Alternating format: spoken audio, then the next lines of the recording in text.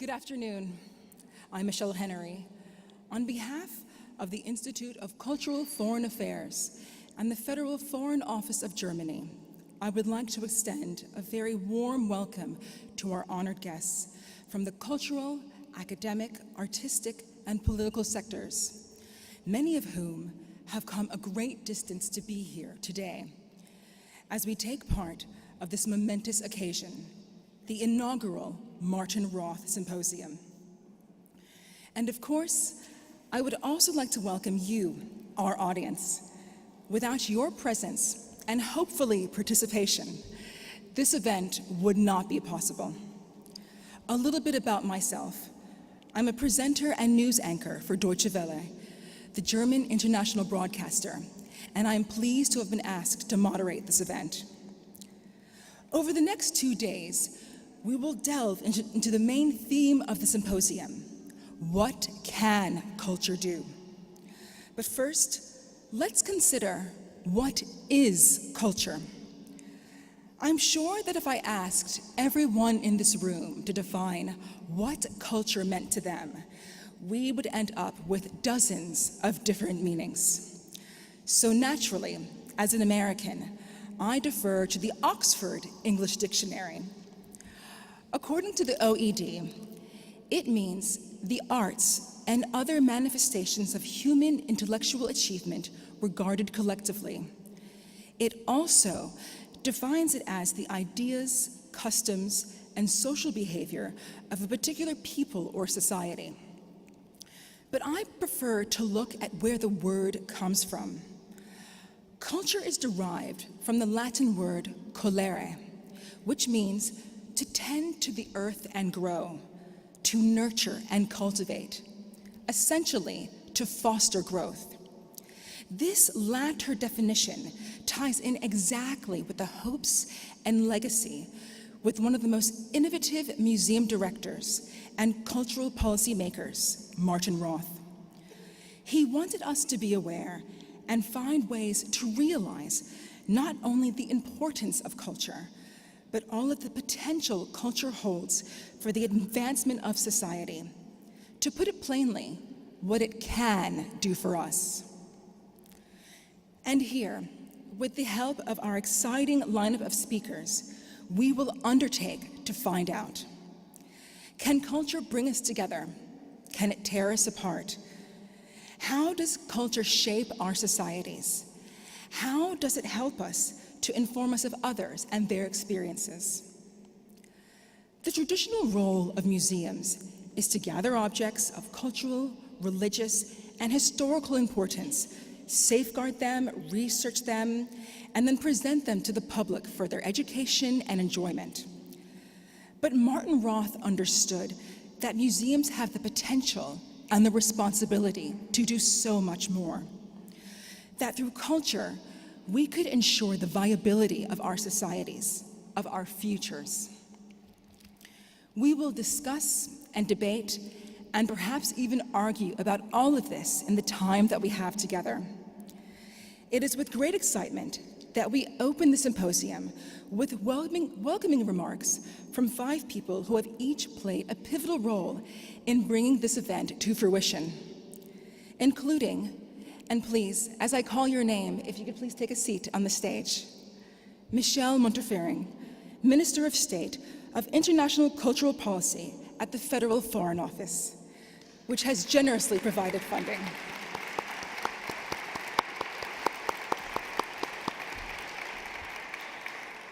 Ulrich Ralph, President-elect of IFA, the Institute for Foreign Cultural Affairs, from which this conference originates. Bill Sherman, Director of Warburg Institute London, who, as a very close friend to Martin Roth, worked tirelessly on the symposium's advisory board.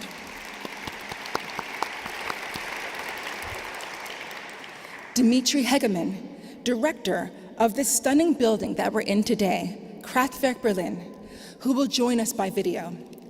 And Nick Mason, the Pink Floyd drummer and archivist, who is also participating by video, and who met Martin Roth through a Pink Floyd exhibition at the Victoria and Albert Museum in London. he will act as a voice to the many people who wanted to be here but couldn't. So, without further ado, I would like to welcome Michelle Montefiore, who in her role as Minister of State for International Cultural Policy is well aware of the importance of defending and shaping culture, as our whole panel is as well. Thank you.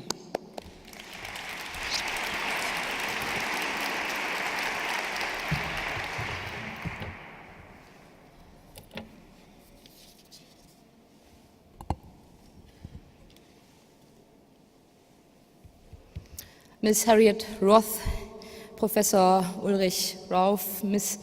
Treble, Bill Sherman, ladies and gentlemen, distinguished guests, I am most delighted to be able to open the Martin Roth Symposium entitled, "What Can Culture Do?"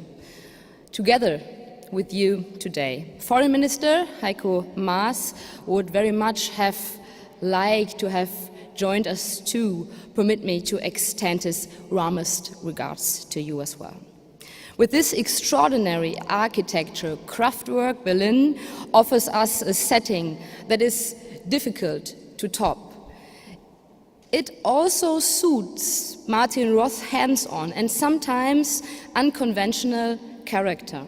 Martin Roth was a Kraftwerk, a powerhouse in the very best sense of the word. First, I was a European, then a German. That's how Martin described himself. He regarded every form of nationalism as a step backwards and considered art and culture to be universal achievements of humanity that convey values such as charity, freedom, tolerance, and solidarity. Martin Roth was always steadfast in this regard. When he sensed that these values were being sucked into a demagogic vortex in the course of the Brexit campaign in the UK, he left the Victoria and Albert Museum. He had helped to make it Museum of the Year of his own accord, even though he would have certainly liked to stay longer. I met Martin at the opening of the International Art Exhibition in Venice last year. We assumed that we would meet again very soon. I know he is painfully missed by many people here in the room today. Martin Roth made true friends, and I'm talking about friendship here throughout his entire life and all over the world.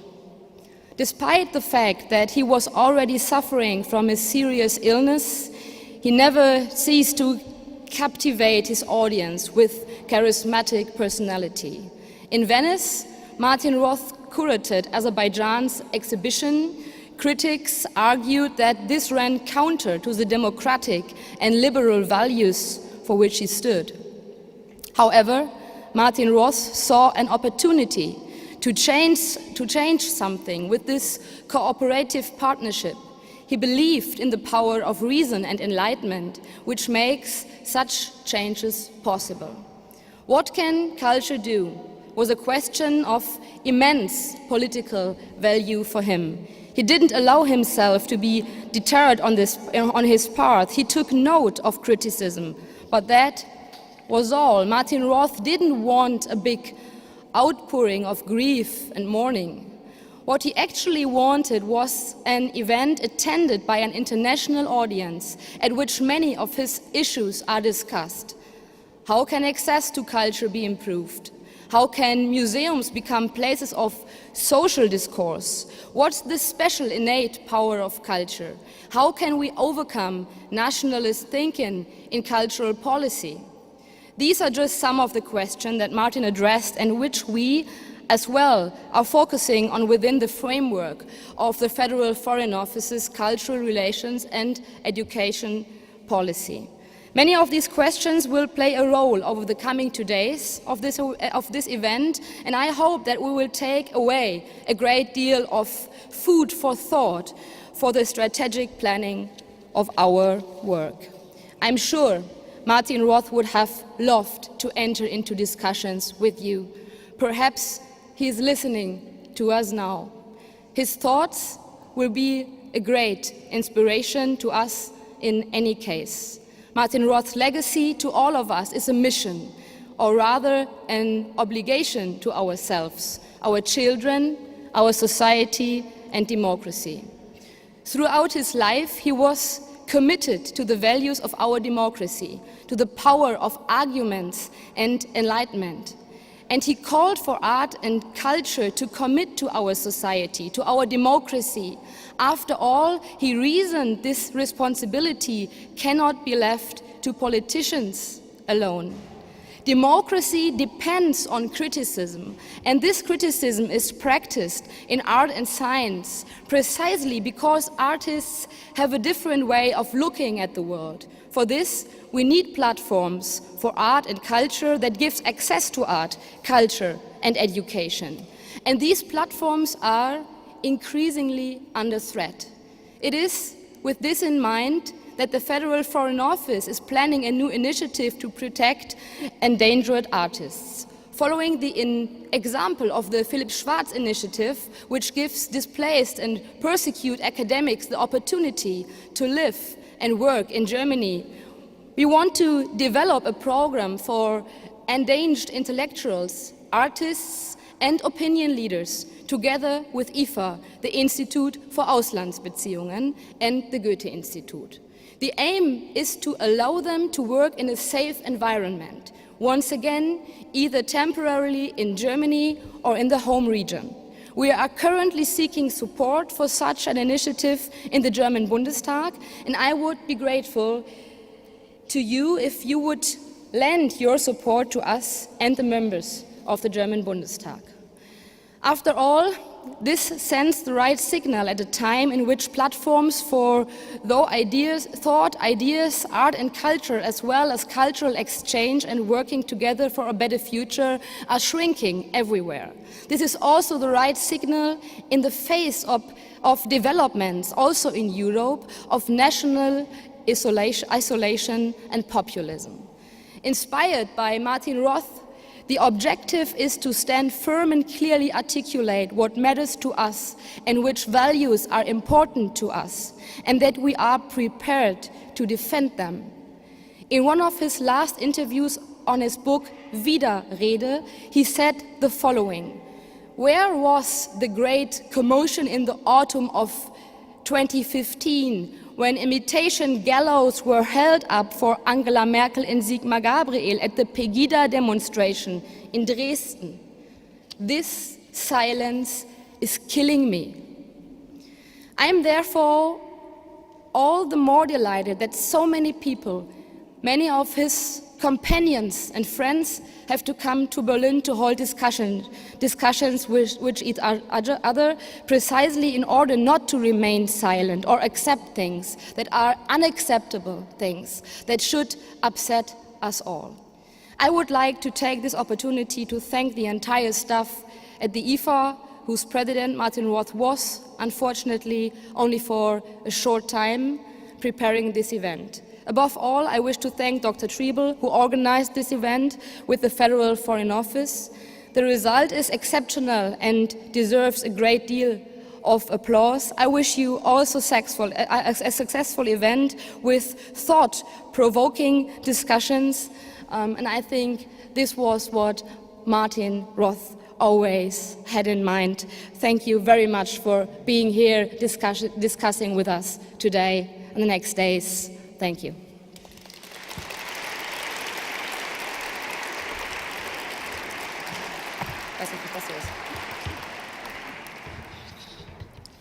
Thank you, Minister Munterfering. I am sure that you will find many people here who would want to lend support to your initiative to protect endangered artists. Now, I would like to call on Ulrich Ralph, President-elect of IFA, to continue with remarks to open the conference.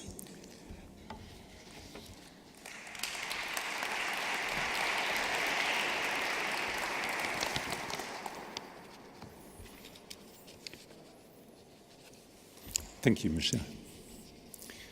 Dear Minister of State, dear Harriet, dear friends of Martin Roth, ladies and gentlemen.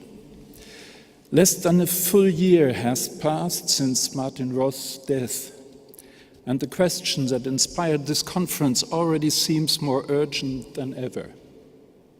Every day brings fresh news that prompts us to replace the question of what can culture do with the seemingly more important question of what must culture do. That is how compelled we, museum personnel, teachers, artists and authors, feel to do something and to take a stand, clearly and unmistakably. 50 years after May '68, our place, once again, seems to be on the street or at the barricades, despite all our current skepticism towards such traditional forms of protest. But the question, what can culture do, is the right one. It is about recognizing what culture is capable of achieving in the current circumstances and in the foreseeable future.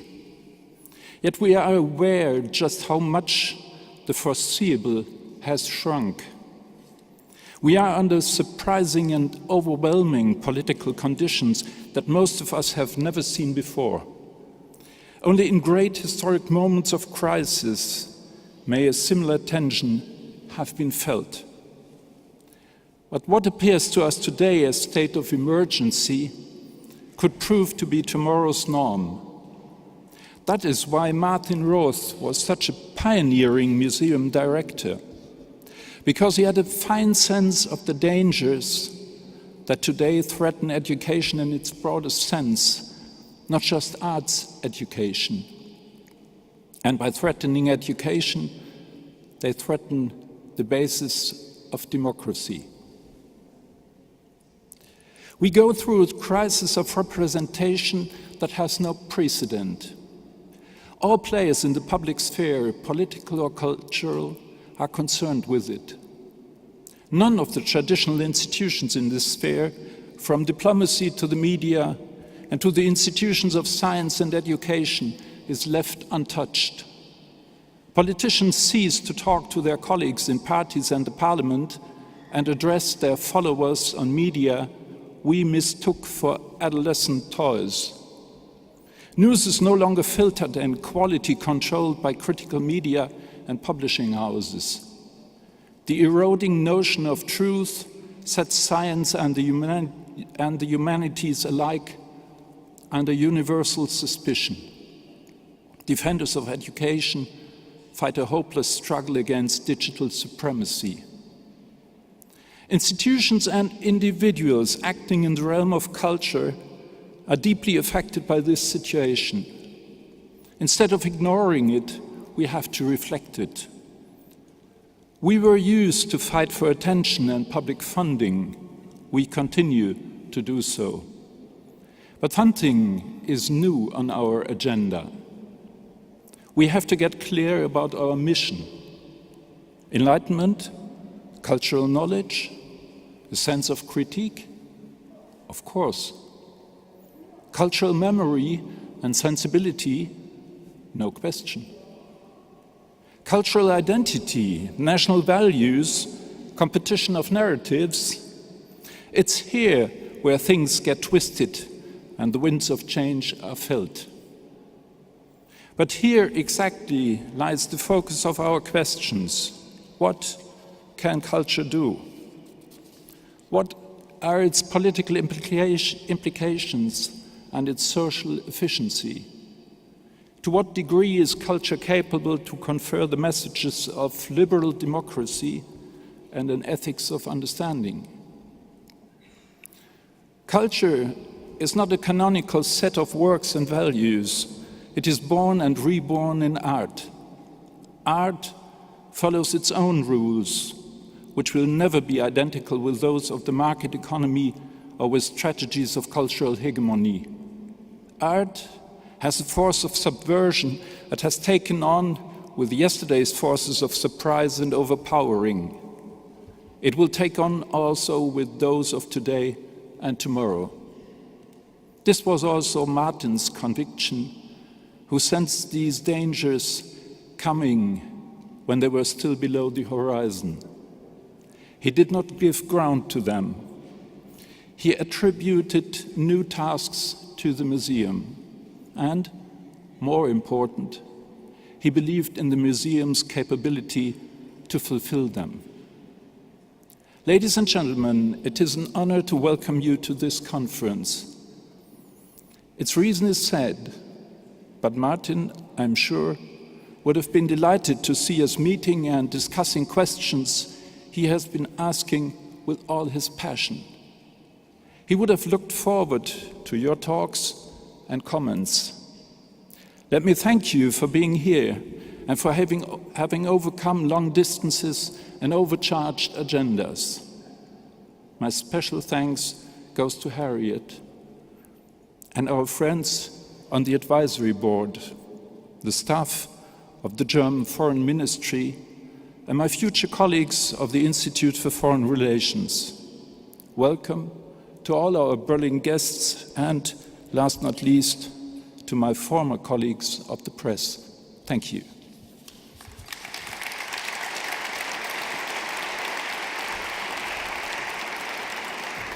Ulrich, Ralph, thank you very much.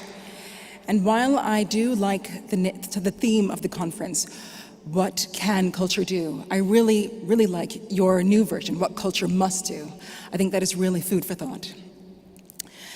And now, let us welcome Bill Sherman, Director of Warburg Institute, London.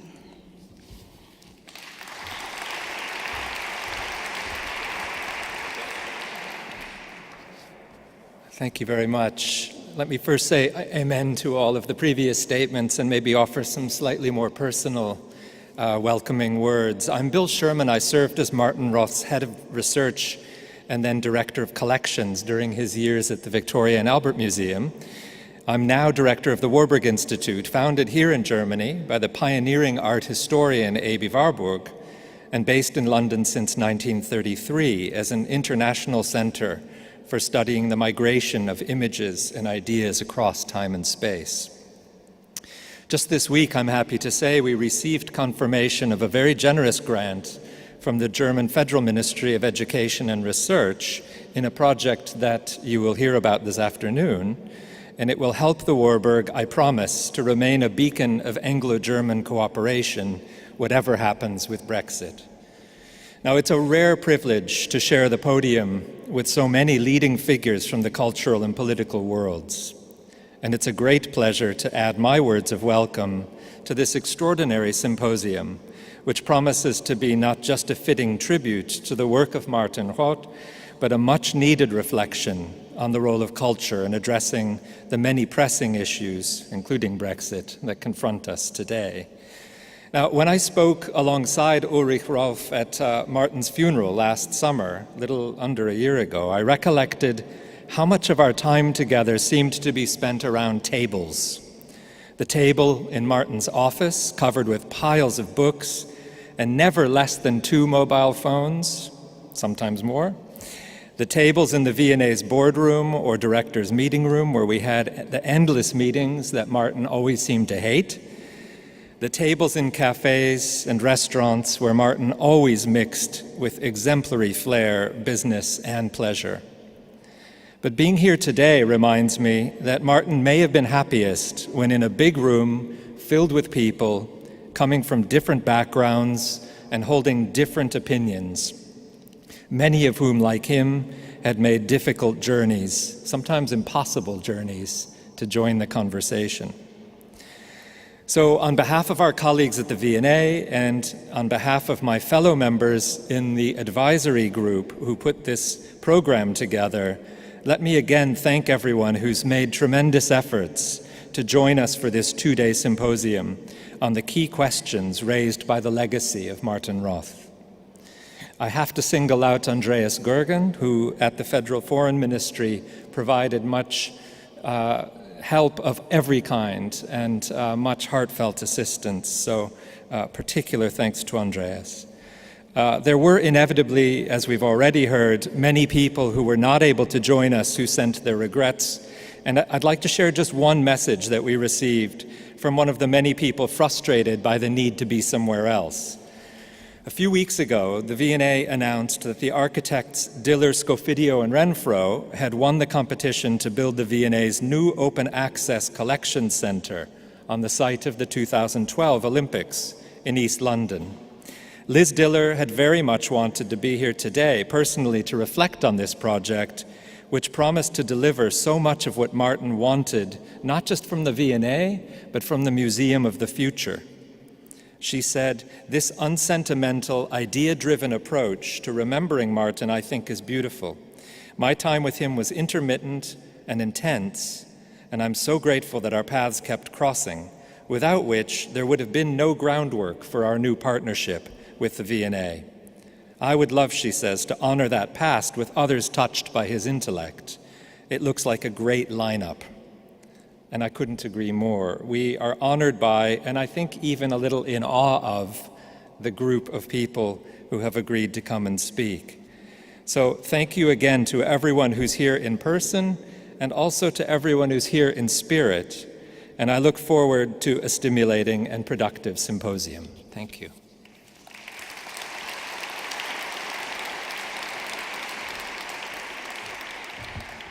Bill Sherman, thank you very much for those very personal remarks. And speaking of people that are here in spirit, next we will have a video with Dimitri Hegemann, the director of Kraftwerk Berlin. Hello everybody, welcome at the Kraftwerk Berlin. My name is Dimitri Hegemann and I'm a space explorer. One of my main missions is to transform old industrial ruins into cultural spaces. Welcome in my latest transformation.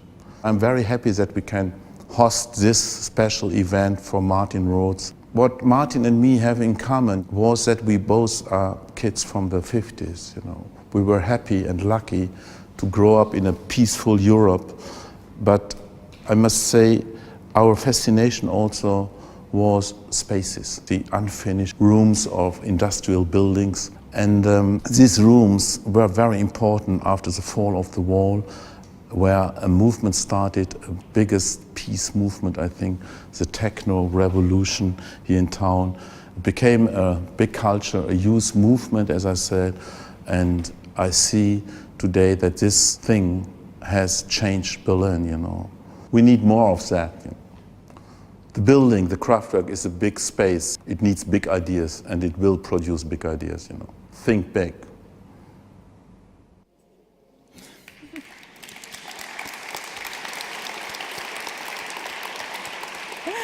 That's some good advice, think big.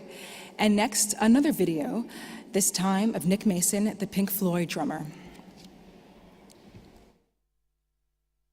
Good evening, Nick Mason here. Firstly, I'd say how honoured I was to be asked to speak about Martin. He was a wonderful man, and I'm very sorry that I can't be at the event in person. I met Martin at Goodwood some years ago now, and I was astonished when he suggested that he might like to do a Pink Floyd exhibition at the V&A. I knew all about the Bowie one, and it seemed so unlikely that we could match something like that. I think he thought that I was really saying no, we didn't want to do it or couldn't do it. But he persevered, and we ended up with something truly wonderful, which I think was almost entirely driven by Martin. I think Martin could be said to have brought the V&A straight from the 19th century into the 21st century. It's transformed the place. He was a lovely man to work for, and we had a number of meetings, and of course from my point of view it was very disappointing really when he did leave the V&A. But again, he didn't leave us in the lurch. He left a very good team to continue the work, and as I say, great success, and hopefully the exhibition will be around for some years to come. As I said, thank you for the opportunity to say something, and I hope you will have a wonderful evening.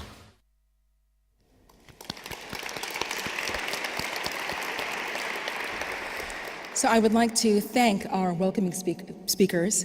It's gotten our conference off to a wonderful, wonderful start.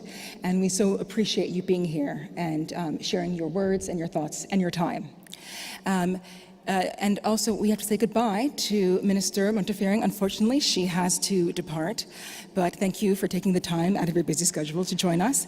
But please join me in a round of applause for our welcoming remarks. Thank you. Thank you.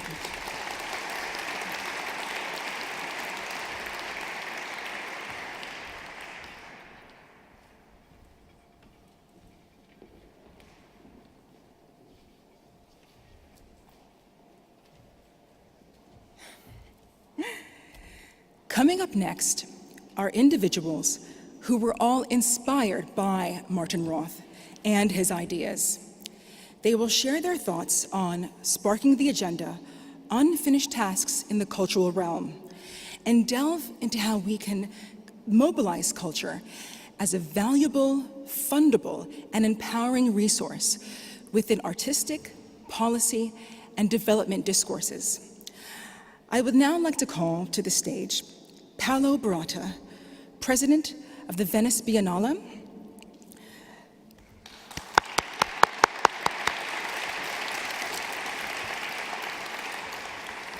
Lazar Alundu, Deputy Director at UNESCO's World Heritage,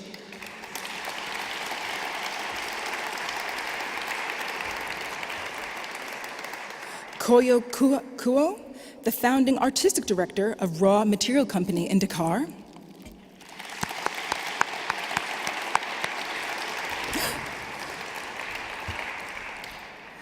Sunil Kalnani, professor and director of the India Institute at King's College London,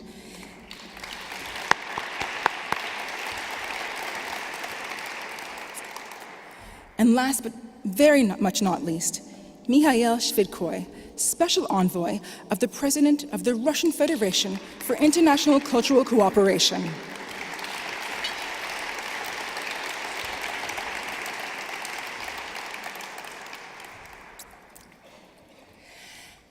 And as these speakers, coming from various nations, Senegal, Italy, India, Cameroon, and Russia, share their diverse points of view, they themselves embody a significant aspect of the cultural realm, international cooperation.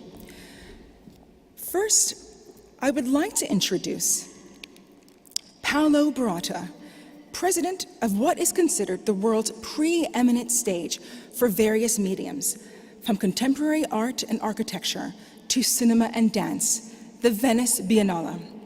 He had the opportunity to work with Martin Roth when the Biennale and the Victoria and Albert Museum collaborated on a special project in the Applied Arts Pavilion in Venice, visited by over 250,000 people. 2018 marks the third year of this very special collaboration. Please help me in welcoming him to the podium.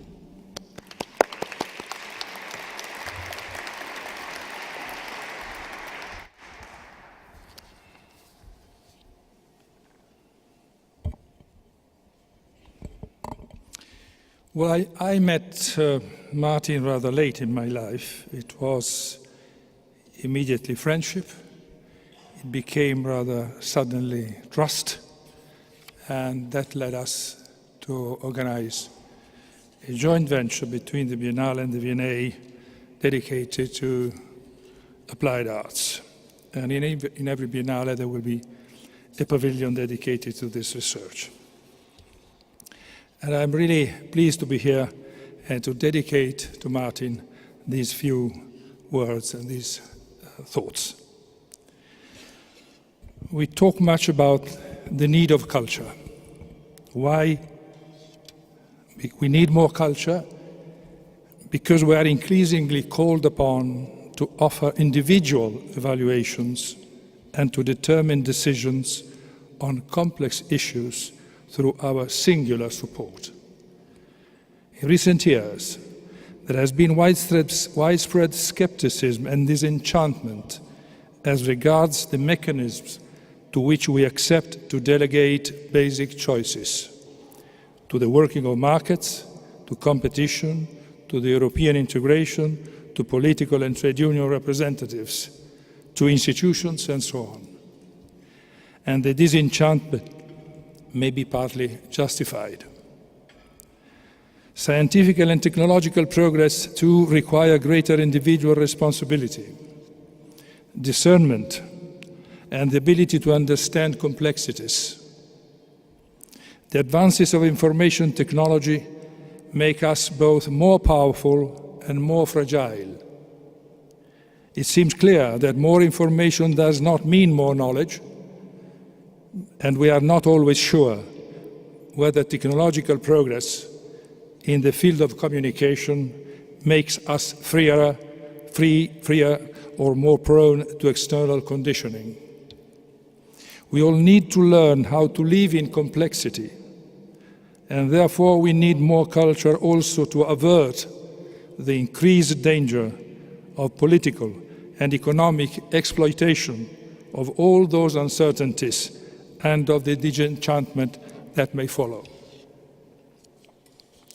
We need culture in order to widen our horizons, open up minds, understand the secondary effect of our actions, as well as their different implications. All this in order to avoid unnecessary damage, but also to seize opportunities that are otherwise undetected. For example, it is important to know what it takes to produce private goods, but also to know the importance of public goods and the ways in which they can be generated.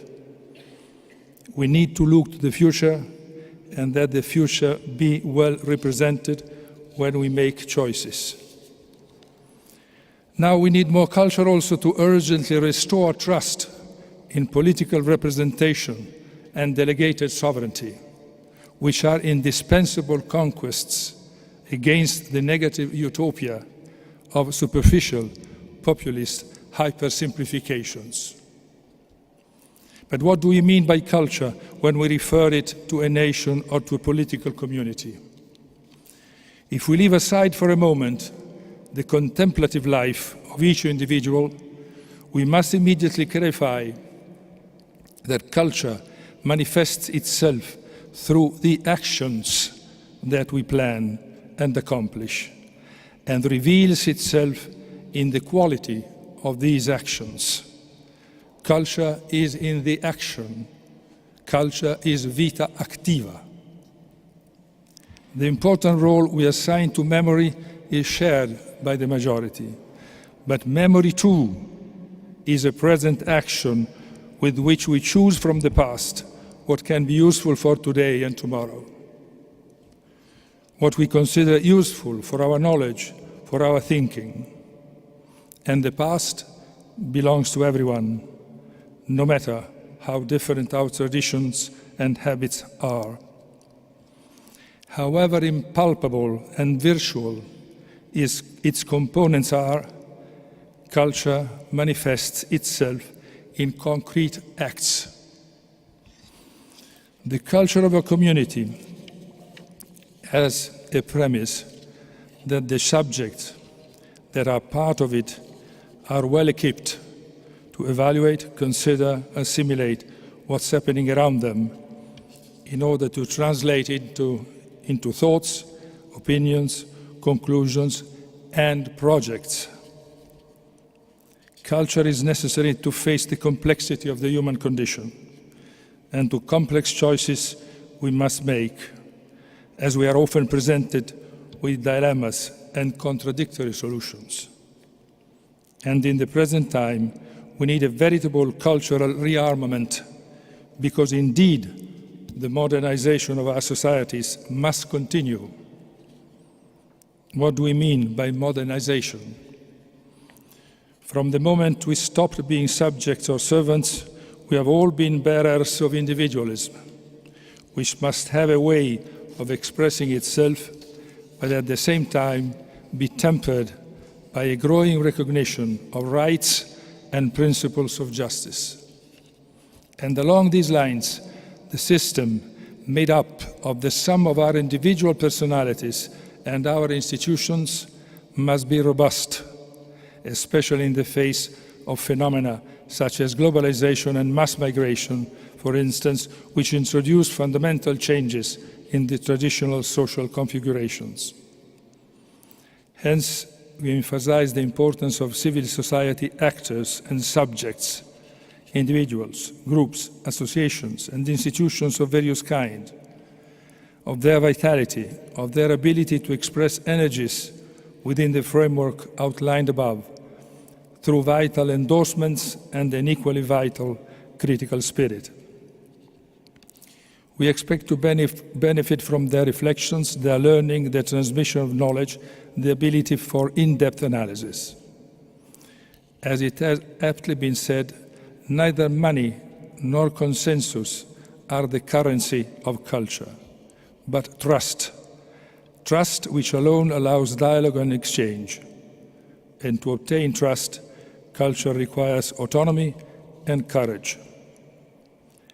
The so-called cultural rights are increasingly among the rights to be recognized. Recognizing them, however, does not mean altering the constitutional principles that determine our freedom. Identitarianism, with its excesses, is in fact a distorted, reductive, and contradictory form of individualism. The most we can hope for the expression cultural identity is that it be used as little as possible, especially by politicians.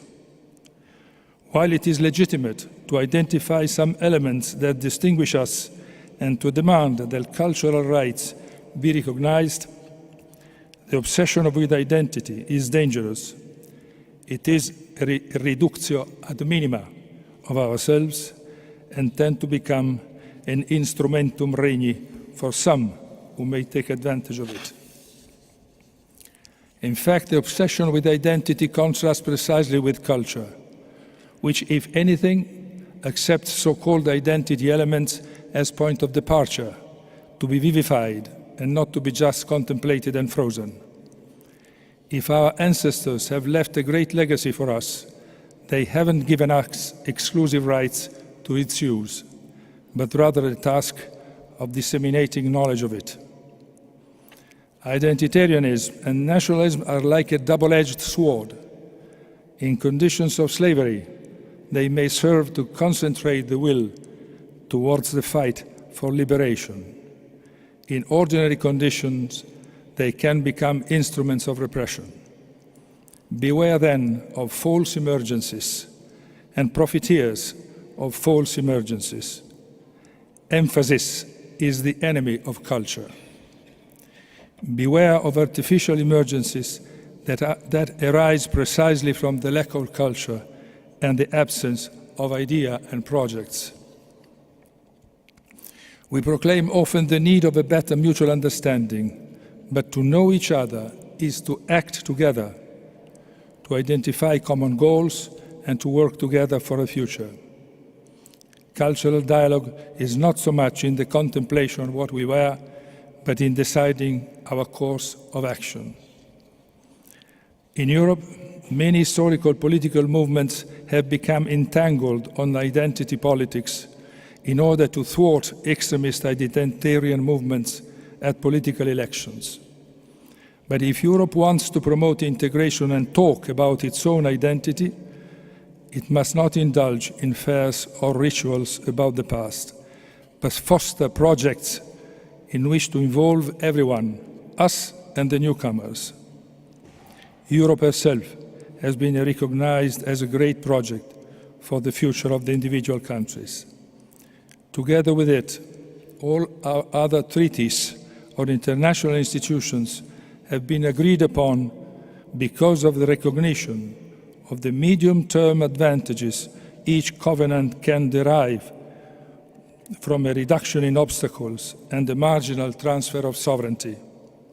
And this is really one of the greatest conquests of human mankind in recent times. Many want us to make a step backward. Culture is needed to reduce the damage and to let us regain the vitality that can lead us to offer a step forward. Finally, a word about a cultural institution like the Biennale. There, in art, architecture, dance, theater, music, and cinema, we celebrate mutual recognition and exchange. Art usually deals with men and the human condition independently of religious beliefs and nationalities. And the diffusion of contemporary art in the past decades has meant openness and recognition. The same happens with the Architecture Biennale, which has gained more and more importance as a tool for the recognition of common goods in the space where we live as individuals in civil society. Ladies and gentlemen, I often define the Biennale as a machine of desire. It is a concept that Martin was enthusiastic about. In face of the many different machines which are at work around us, whose main mission seemed to be to promote conformism, to promote desire, is indeed an essential ingredient of cultural vitality. Thank you.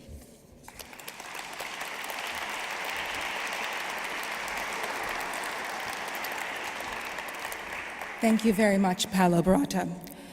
You said a veritable cultural rearmament. I think that we have the title for our next symposium. I was quite moved by that. Our next esteemed guest is Lazar Alundu. He is the current Deputy Director at UNESCO's World Heritage Center. He has literally just come from participating in a policy debate on sharing values at the European Cultural Heritage Summit across town. And he's just told me that he will have to depart from the stage to head back there as soon as he finishes speaking.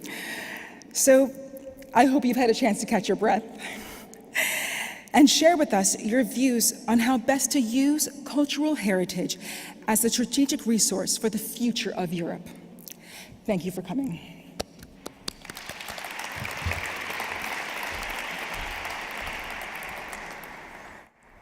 Thank you, Michelle. As I was walking inside the room, and I saw the diversity of people, the diversity of nationalities, and something clicked in my mind, and I saw this symposium around Martin Roth. It's actually because it brought us, all of us together here, because his ideas were universal. Because this is about sharing values. And then we ask ourselves, what can culture do? Culture brings us together. And I think this is the one first answer we can have. And of course, culture brings us together, but culture unites us. This is the second answer, and culture doesn't divide us, and culture should not divide us. So I'm very happy, ladies and gentlemen, Mr. Ulrich Rauf, to first of all share with you the greetings of Madame Audrey Azoulay, the Director General of UNESCO, who of course could not be with us, but asked me to represent her in this important panel and this important symposium. I think during his tenure as the director of the Victoria and Albert Museum, Martin Roth was a strong advocate of UNESCO.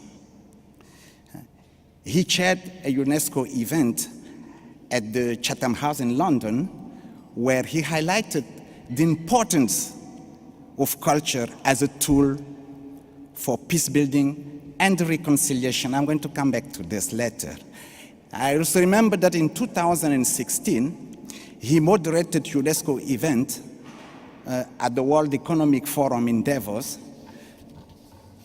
joining UNESCO in calling for an end to the destruction of heritage in times of conflict. And in fact, Martin Roth knew that culture often plays a decisive role in politics and international relations.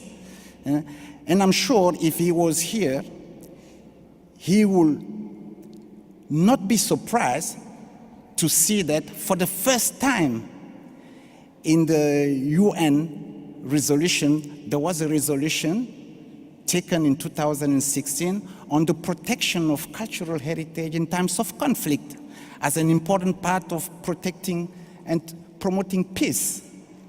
And this is very important. He will not be surprised that in the mandate given to UN missions to protect, cultural, to protect peace and bring peace in the world, he wouldn't be surprised that for the first time in Mali, the mandate of protecting cultural heritage was given to a peacekeeping mission.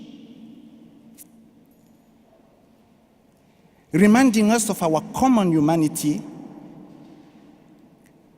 we know that culture can create conditions for dialogue when political or even economic relations cannot. This understanding lies at every heart of our UNESCO's work. As the only United Nations organization mandated with the protection and the promotion of culture, we serve as a global platform for international cooperation and dialogue, seeking to promote peace and human development through culture. This is why, after the extremists destroyed the mausoleums of Timbuktu in 2012 in Mali, UNESCO worked with local communities to reconstruct them in record time. Doing so not only restored a powerful symbol of Malian identity, it also provided Timbuktu's residents with a sense of hope and a basis upon which to recover from the trauma of the conflict. This is to say that Martin Roth's ideas were also in each and every reconstructed monument, be they mausoleums, be they houses, be they a mosque in Timbuktu. It is the same belief of importance of culture for resilience and the recovery that is driving today's Director General Audrey Azoulay's most recent initiative to revive the spirit of Mosul in Iraq.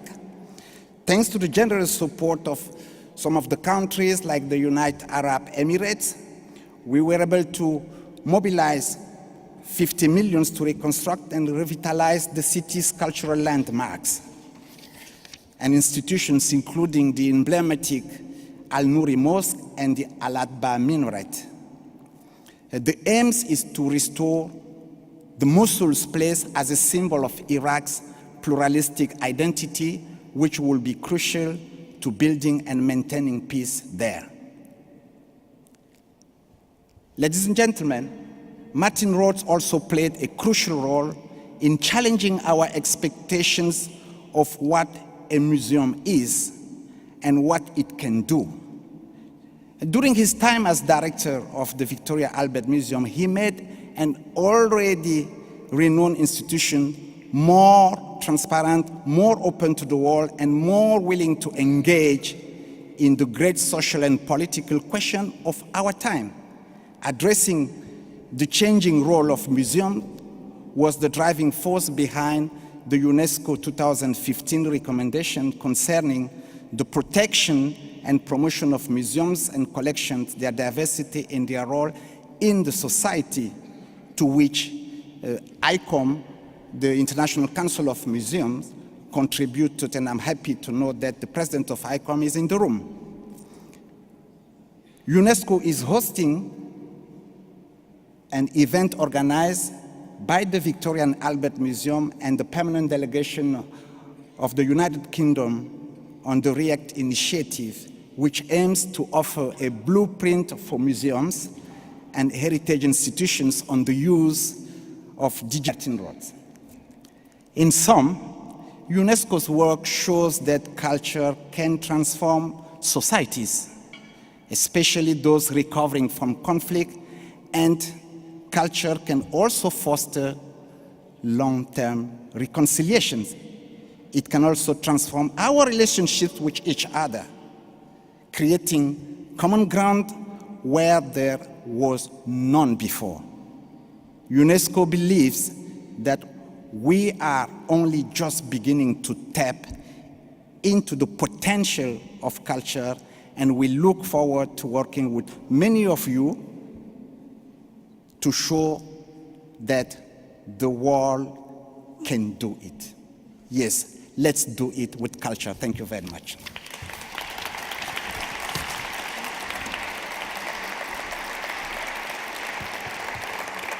Lazar Alundu of UNESCO, thank you for your very powerful message about how protecting cultural heritage is a mandate for peacekeeping. Thank you.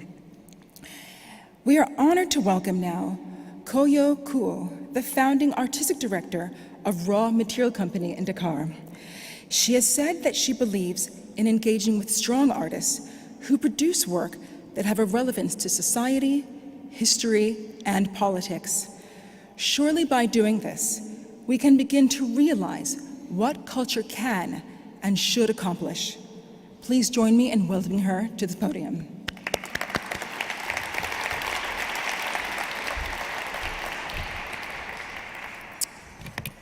Thank you, Madame.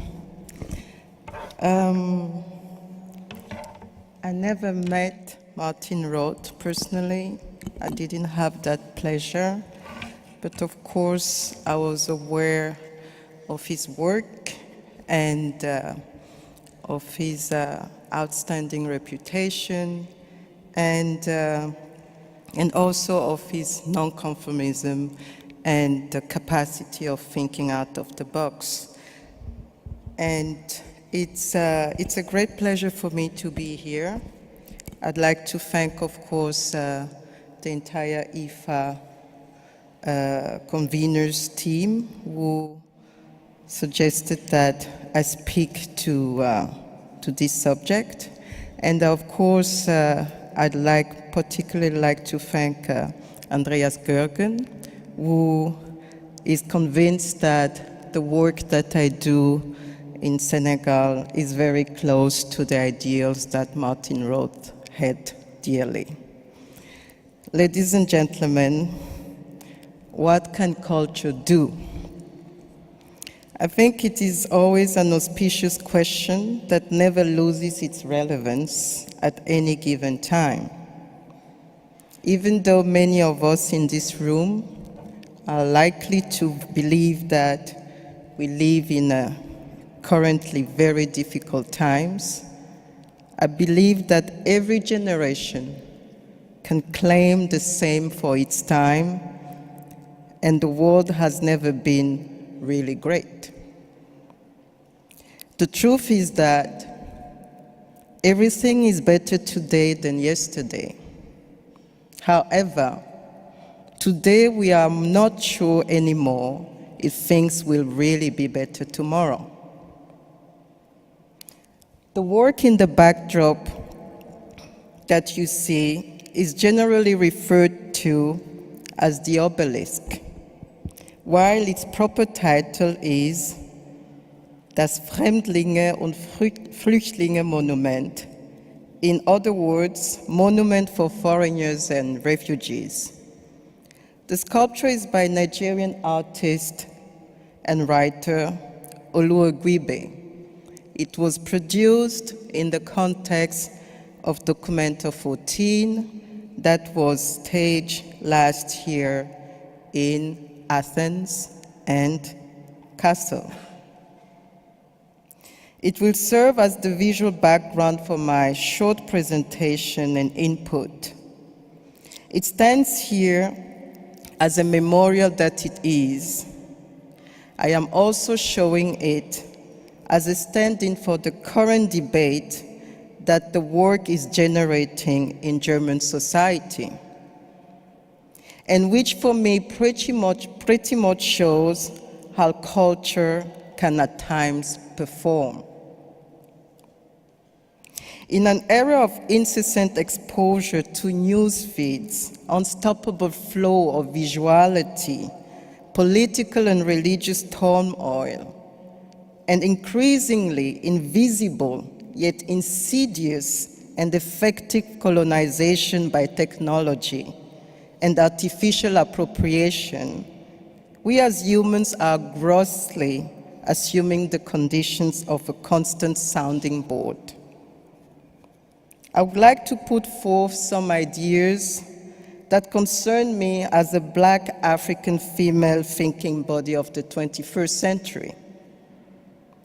I'd like to discuss the causal realities and residual qualities of this perpetual loop via few theses that I believe aptly apply to every human condition.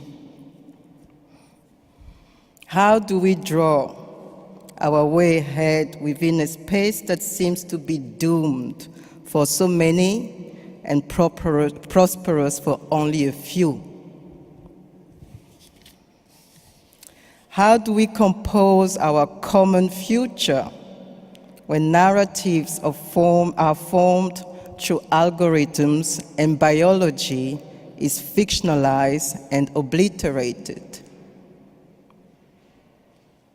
How do we mobilize what is left of the idea of the social, let alone the idea of an ideal society, under conditions of shrewd, systematic dispossession and visceral toxic racism and sexism? How do we experience the sensitive and the sensual in the age of glory of the fake and augmented and virtual reality and Second Life, when the sensorial is more and more limited to the retinal?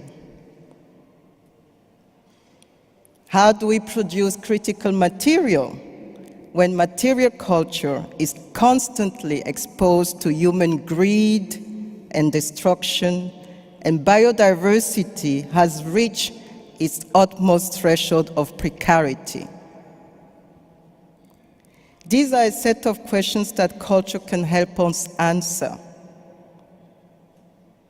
We could address them by looking at times that condition ourselves. I have singled out 2 times. I think there is a time of feeling, or the time of the tactile, a sense that is generally, totally undervalued: touch. The body moves and shifts to the contours of history. An artist rupture, fragment, and distill the body in a sensorial space. The body is a process that seeps through our hands, that forms alphabets, new languages. Its scale morphs and contorts until we are formless, bound by nothing else, by earth and culture. And then we get to the ludic, the playtime. Technologies have fragmented us, but they have also reconstituted us. They create possibilities, openings, and fissures. These spaces, however, are open to tampering, suspension, surveillance, and of course, always the luring corruption. History is thus most elusive of things. It proclaims to account for our time, but it's marred at the very least contorted by the subjectivities of others. So, what can culture do? For culture to perform, one is obliged to recognize relationality as its primary precondition. And in that, relationality is based on trust and respect at every level, at every time, with everyone. I have the privilege of living in a country whose pacifist tradition, materialized through a culture of dialogue and deep spiritual contempt and moral responsibility, has spared it from the political convulsions and military operations that mined most post-independence nation-states in Africa. By setting the priority on culture and education and devoting 40% of his national budget to these fields, President Senghor has done a great service to Senegal.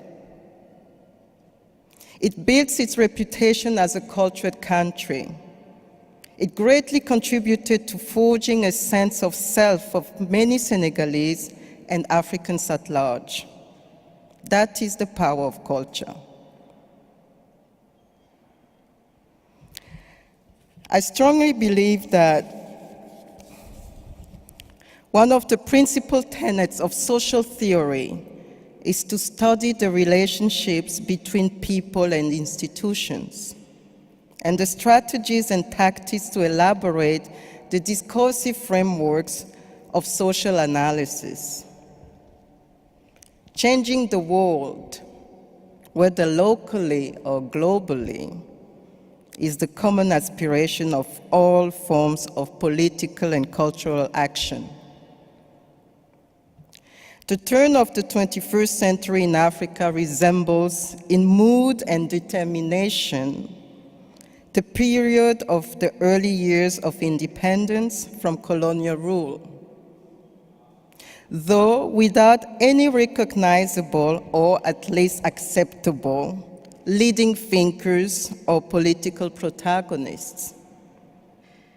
The similarities lie not only in the general feeling of reawakening for a new beginning, expressed back in the late 1950s through the successes of the liberation movements that led to independence, and now stimulated by the prospect of an alleged imminent rise to prosperity, to an unprecedented economic boom. In contrast to a contemporary Western Europe plagued by contemporary angst, there is a general feeling of promise and rebirth that is catalyzing societies in Africa, despite the recurrent setback caused by armed conflicts, pandemics, bad governance, and religious fundamentalism. Despite all that, there is no escape from shaping society. It somehow becomes clear to me that shaping a society is not primarily a matter of means, but rather a matter of attitude and mindset. Perhaps one of the most interesting developments in this framework is the emergence of contemporary art spaces in different major African cities in the past 20 years. Although the main difference between cultural spaces in Africa and those in Western societies might be the willingness and social urgency to subvert and question commonly held assumptions around the agency of artists. So in this respect, Raw Material Company, the organization that I founded 10 years ago, is committed to shifting the tensions between art and society. The center was established to provide a space for inquiry of the role of art in society, and to create an environment that allowed the discussion of art beyond its material appearance, to look at art as a progressive system of societal transformation, coupled with a staunch perspective of Africa as a global entity rather than a divided geographical, cultural regions. Our philosophy is performing the revived Pan-African mood that is currently perceptible all over the continent. And that, I think, is what culture can do. Thank you.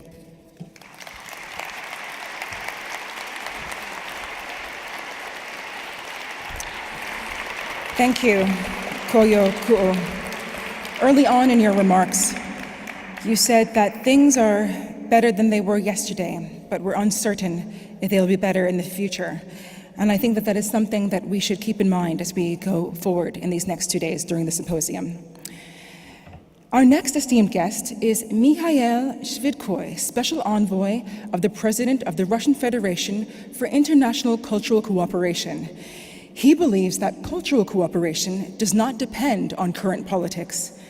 Promoting contacts and communicating with others who don't share your views is one of the ideals that Martin Roth supported and even at times had to defend himself against. Please help me welcome Mikhail Shvidkoy to the stage. Thank you.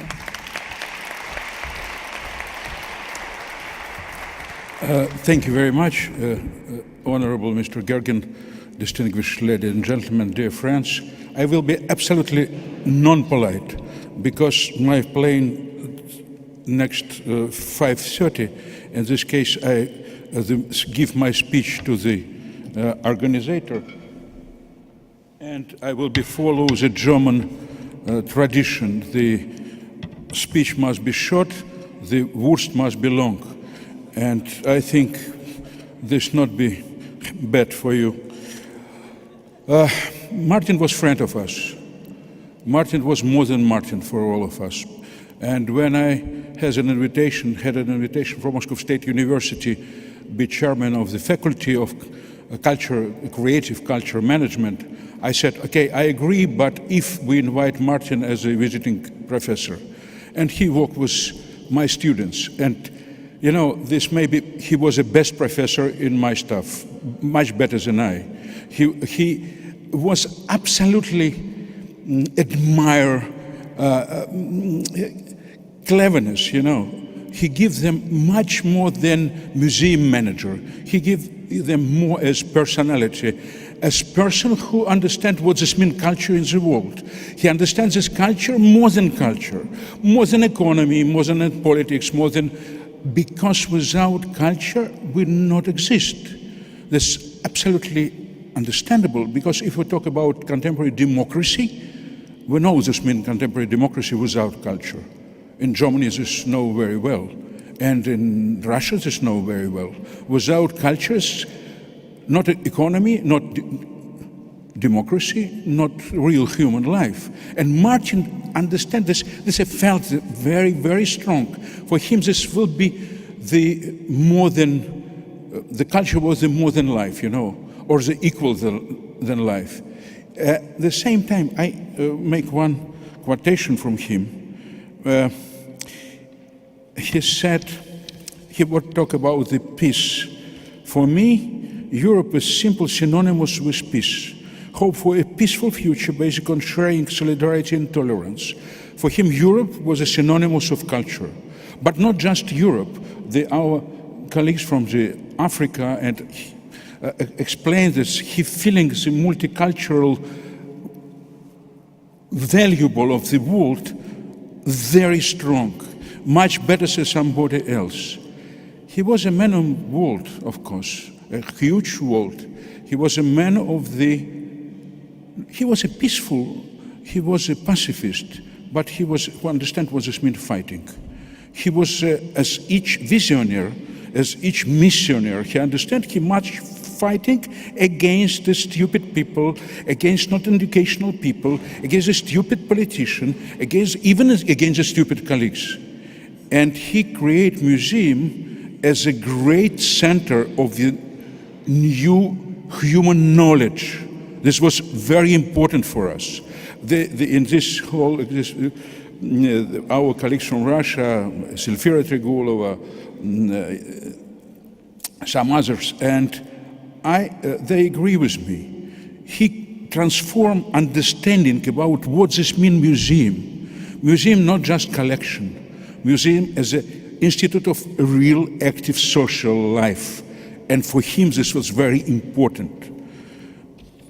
I'm stopped because I really late to my plane, but I must say one important thing. He was a man with a very special sense of humor.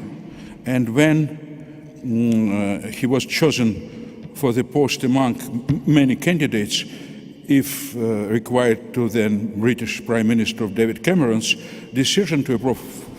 This was an absolutely unique case in the museum world of Britain. Martin used a joke that he was not the first German in Victoria and Albert Museum history since Queen Victoria's husband, Prince Consort Albert. And this was true, because Consort there was a Saxon Herzog, and he was a Herzog. He was a Herzog of Saxonia, and this was very important. And he feeling this crossing point in Europe, in the world, because the same moment he said, the Prince Albert, father, Duke of Saxe-Coburg-Gotha, was served as general of Russian Empire army against the war with Napoleon. And this was absolutely boil of the crossing nation, crossing ethnos, crossing culture. Martin was a great man, and very happy that he was. Unfortunately, he was with us today. But, you know, in airplane, I drink shots of vodka. We drink with him. I'm sorry, we drinker. He was drinker, I was drinker. This is normal for museum director. And I drink shots for him. And my advice, after this sophisticated speeches, drink a cup of him, and he will be very happy. Thank you.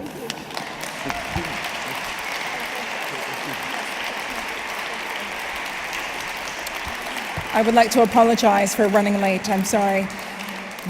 But it is heartening to know that he can see how important it is to be here and how much we value all of our speakers and all of our audience's presence. So thank you very much. And do you have to go? Do you have to go? Okay, all right. And now, we are pleased to welcome Sunil Khilnani, Professor and Director of the India Institute at King's College London, and also author of Incarnations, History of India in 50 Lives, and The Idea of India. Like Martin Roth, he believes that as cultural stakeholders, there is the need to engage with the public imagination and not just with other scholars. He's here to tell us of an encounter he shared with the late museum director, Professor Sunil Khilnani.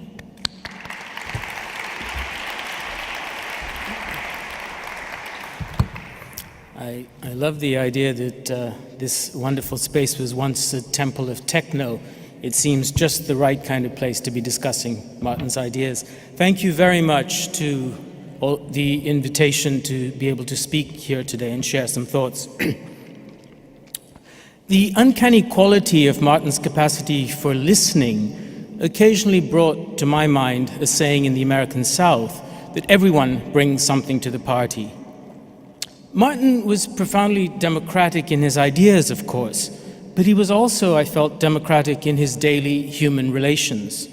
He seemed to operate on the generous assumption that the random person in front of him had insights that, drawn out, might generate something new. That he was alert to dissonances, voices that didn't stay on tune, was striking to me, particularly because he had a great deal else to do. We've all seen people in his situation become instrumental in their social relationships, working steadily down the development office hit list. But somehow he reserved the capacity to sift through the experiences of not obviously useful strangers and to locate value, contributions to fields those individuals might know nothing of. It's a fugitive gift, that determination to be surprised by insight and knowledge instead of summing up a person on the basis of a stereotype.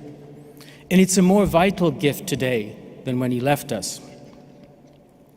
In thinking about what the conference program calls unfinished tasks, I could almost hear Martin complaining, unfinished tasks? Too mild a phrase for the present reality. Since his death, the tasks confronting the realms of culture have proliferated and become more contested. As Martin saw what was coming in the last year of his life, his usual optimism of the will had cause to falter. But he said of himself, disingenuously, that he wasn't a dreamer, he was a worker. And with that tension between the ideal and the practical in mind, let me offer 5 tentative thoughts about our difficult future, each of them grounded in Martin's bedrock values. Value 1, a belief in the stubborn humanity of people, even those who might do unspeakable things. Martin's clarity on ethics and democratic principle never excluded a critical nuance. The criticism of politicians and political movements mustn't dehumanize the ordinary people on the opposite side. To Martin, no individual, no country, no culture was entirely a write-off. He believed in the capacity of humans to be better than the systems under which they lived.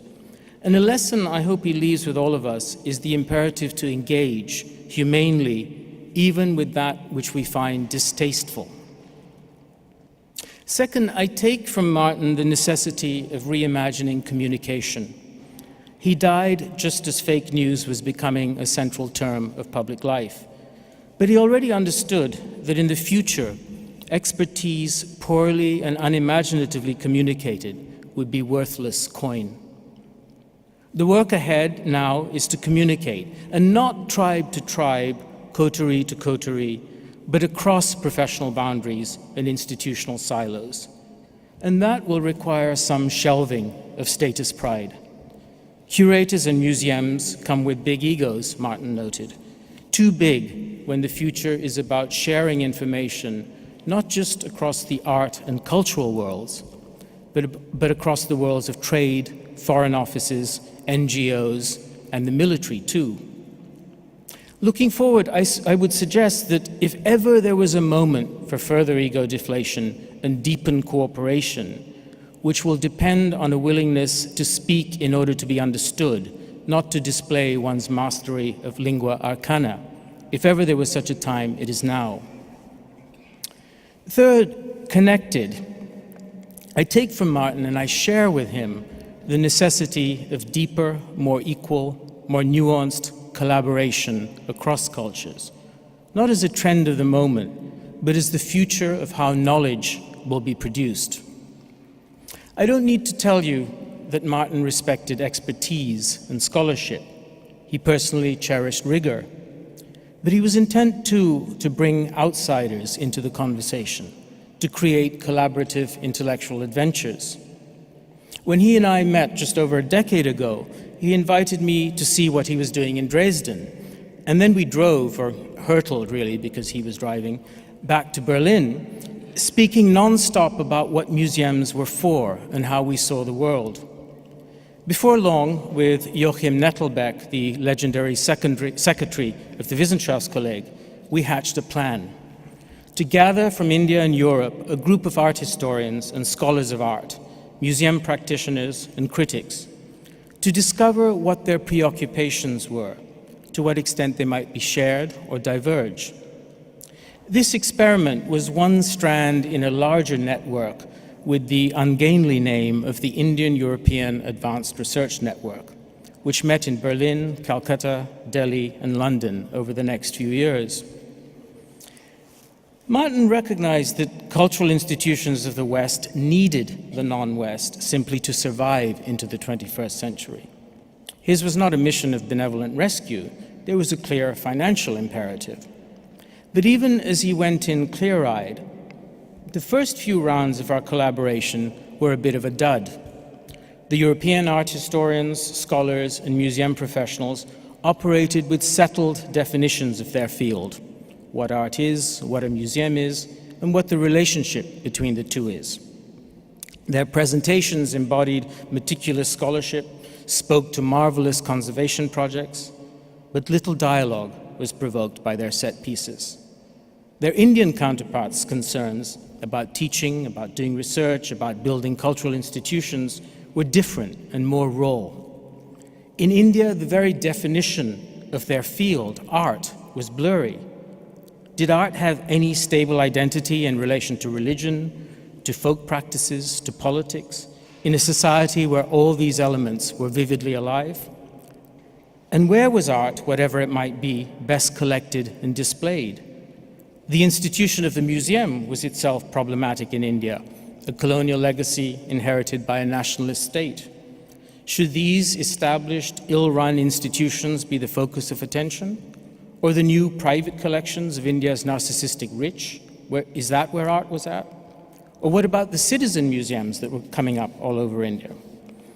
As the Indians in the group argued with one another and the Europeans looked on with bemusement, it became apparent just how deeply art and culture are zones of conflict in India, where battles are fought over who owns culture and heritage, who gets to define it. A land where books are burned, paintings and galleries destroyed, artists exiled, and mosques and so on attacked. But if the preoccupations of Indian colleagues felt alien to Europeans on first gloss, Martin wasn't put off. The intellectual and cultural diplomacy that interested Martin and that interests me is a difficult anthropological enterprise, requiring hermeneutic skills, patience, and challenges to professionally ingrained habits.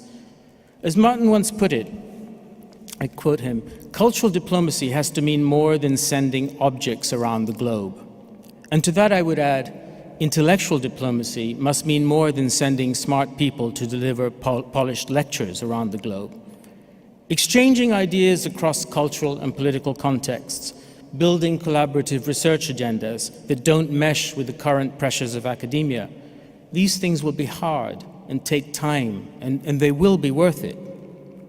The fourth thing I learned from Martin involved the moments when something isn't worth it. He was a master of cutting his losses. I admired how he knew when to drop a bad idea and his lack of sentiment in steering around duff ones. That decision-making quality is profoundly important because there's work to be done, and who has time to waste? The fifth thing I take from Martin is that conflict avoidance is a trap. Facing conflict is the start of the answer. His vision was shaped by his historical sense of the omnipresence of conflict and the ever-present possibility of destruction. Museums, cultural institutions were not in any simple sense refuges from such conflict. They were precisely born out of conflicts, born in a sense because of them, and therefore had to find ways to speak to and about such conflicts. Museums have both prospered from the opportunities given to them by conquest and war, by unequal economic and power relations, but they've also played a vital function of protection and preservation in times of conflict. Cultural criticism and institutional self-criticism, Martin understood, are not mutually exclusive. In fact, without one, the other is useless. Something worth holding on to in a moment when the lines between right and wrong seem bright, and the impulse to be self-righteous is a potent one. If museums might once have been happy to assert civilizational hierarchy, they've learned in recent years to see their role quite differently. Now their default position is to be far more nuanced and accommodating of difference. The culture at large is applying more pressure too.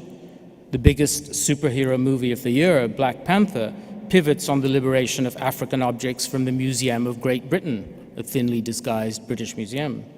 And that's all to the good, but it's just a beginning.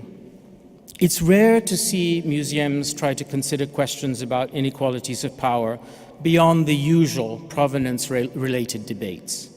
More often, such questions get sanitized, as cultural institutions today strive to create the illusion of a non-hierarchical world.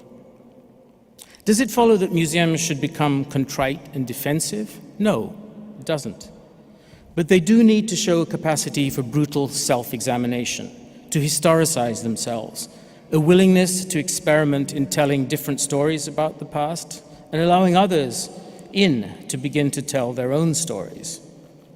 Martin himself did exactly that in the first museum he led, the German Hygiene Museum in Dresden.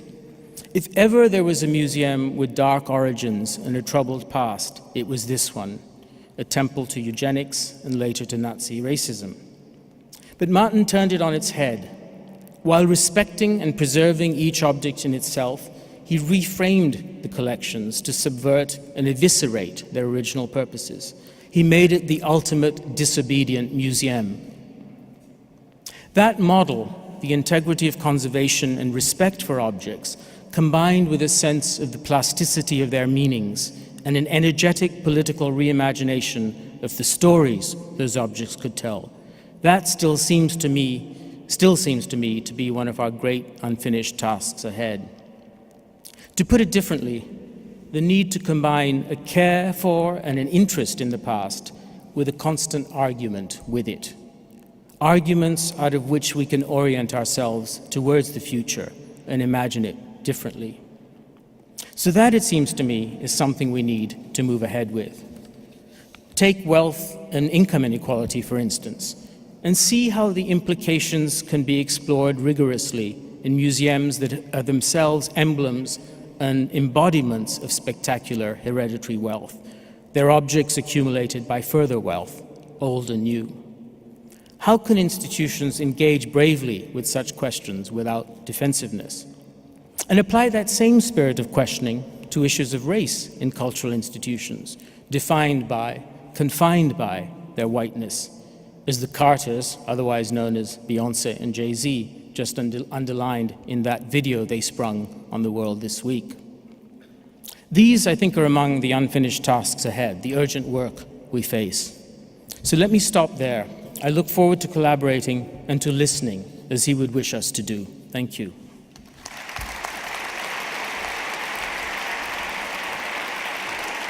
Professor Colonial, thank you very much. I am dazzled at how much pop culture you were able to weave into your remarks, so thank you. And I would like for all of us to thank our speakers. They really sparked the agenda to get us going with the symposium, so please, a round of applause. Thank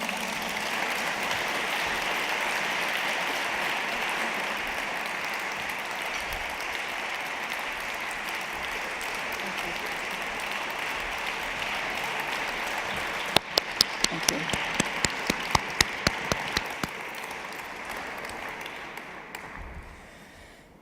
Now, I would like to take a moment to explain the format of the conference to you.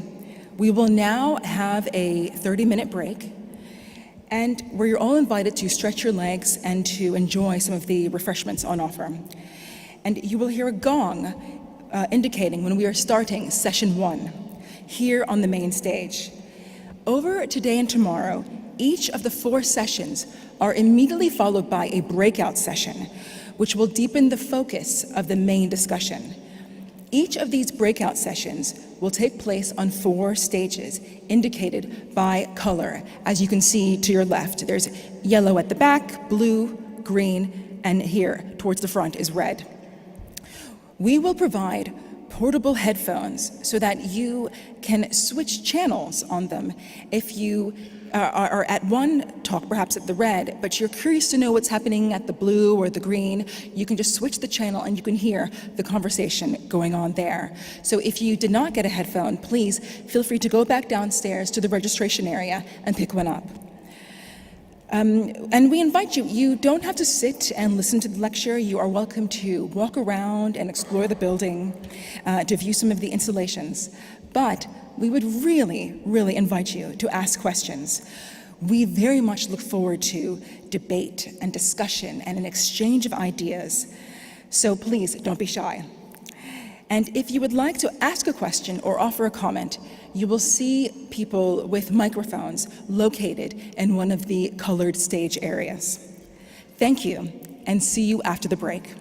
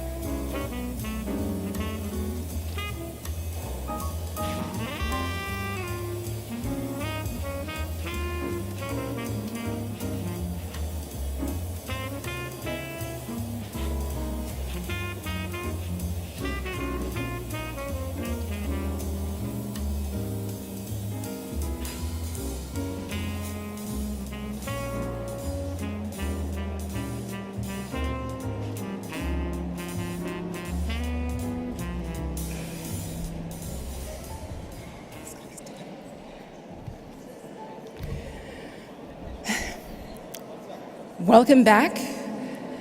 We are now starting session 1, National Treasures Without Nationalism. Museums can be centers of national pride, but nowhere more than Berlin is aware of the dangers of slipping into nationalism. Former British Prime Minister Winston Churchill, in a speech in Zurich in 1946, said that the only future for Europe is a united Europe. Wary of the waves of nationalism that had swept across the continent, he wanted to draw on lessons of history. Following the Second World War, he believed that only by being united could peace be guaranteed. This is as true now as it was then. Brexit, for example, can be seen as a symptom of larger and more troubling developments across Europe. How do we tackle head-on this unfortunate sense of history repeating itself? Our guests this evening are all well qualified to speak on this. Please welcome Kurt Hübner, Professor of European Studies and the Jean Monnet Chair at the Institute for European Studies at the University of British Columbia, Canada.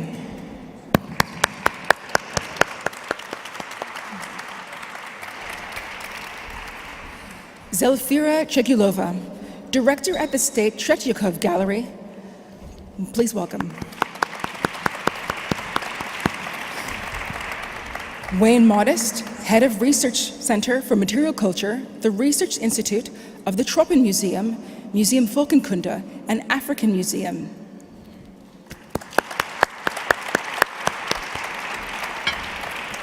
Sigrid Weigel, former Director of the Research Center of Literature and Culture in Berlin.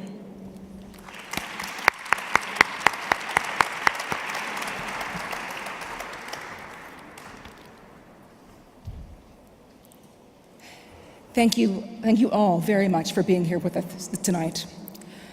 First, we will welcome Kurt Hübner, Professor of European Studies at the University of British Columbia, Canada. He will discuss the return of borders, nationalism, populism, and the project of European integration.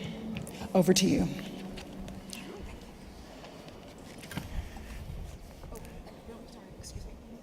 One note to the microphones, if you would like to comment on what anyone says, you can use the mic.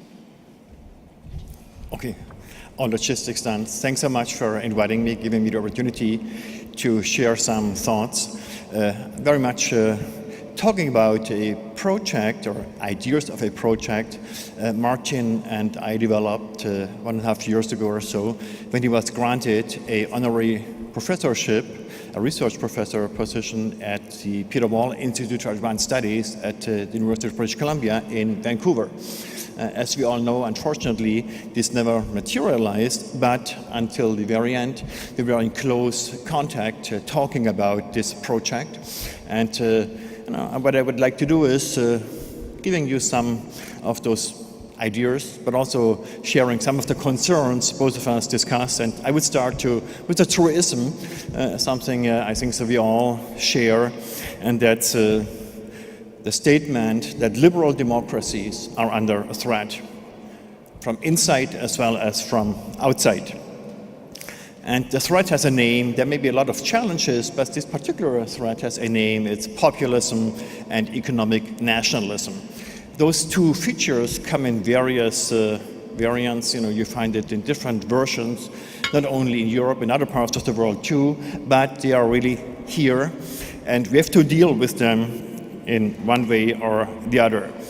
When it comes to Europe, for a long time it was widely assumed that a project of European integration eventually would bring people together across national borders that are sharing values, democratic norms, and also benefit from all those economic advantages coming due to cooperation, and all this would lead to overcome this ugly phase of nationalism.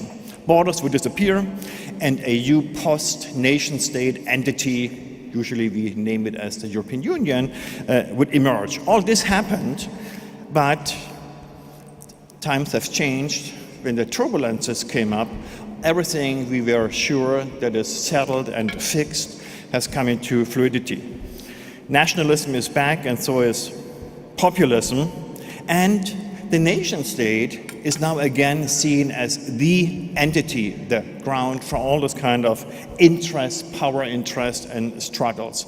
Something we thought so, at least in the European case, would have behind us is back on the agenda.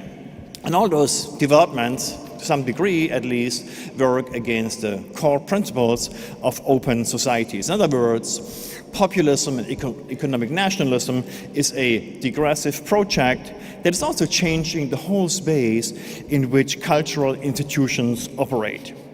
Now, the very late Martin Roth, I recall a couple of walks we had, was actually a year ago or so, very optimistic when he looked at the emerging social and political movements that emerged as a response to all those backlashes we had to observe. So it was hope he tried to see, and this was also part of his character, not only being pessimistic, always seeing hope at the same time.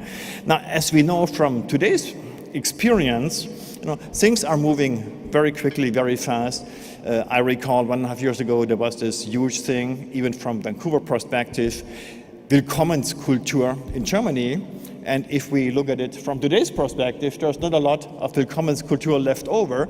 The problems are shifting enormously quickly. So this kind of optimism we needed in order to act and to move forward. At the same time, it's questioned from all sides.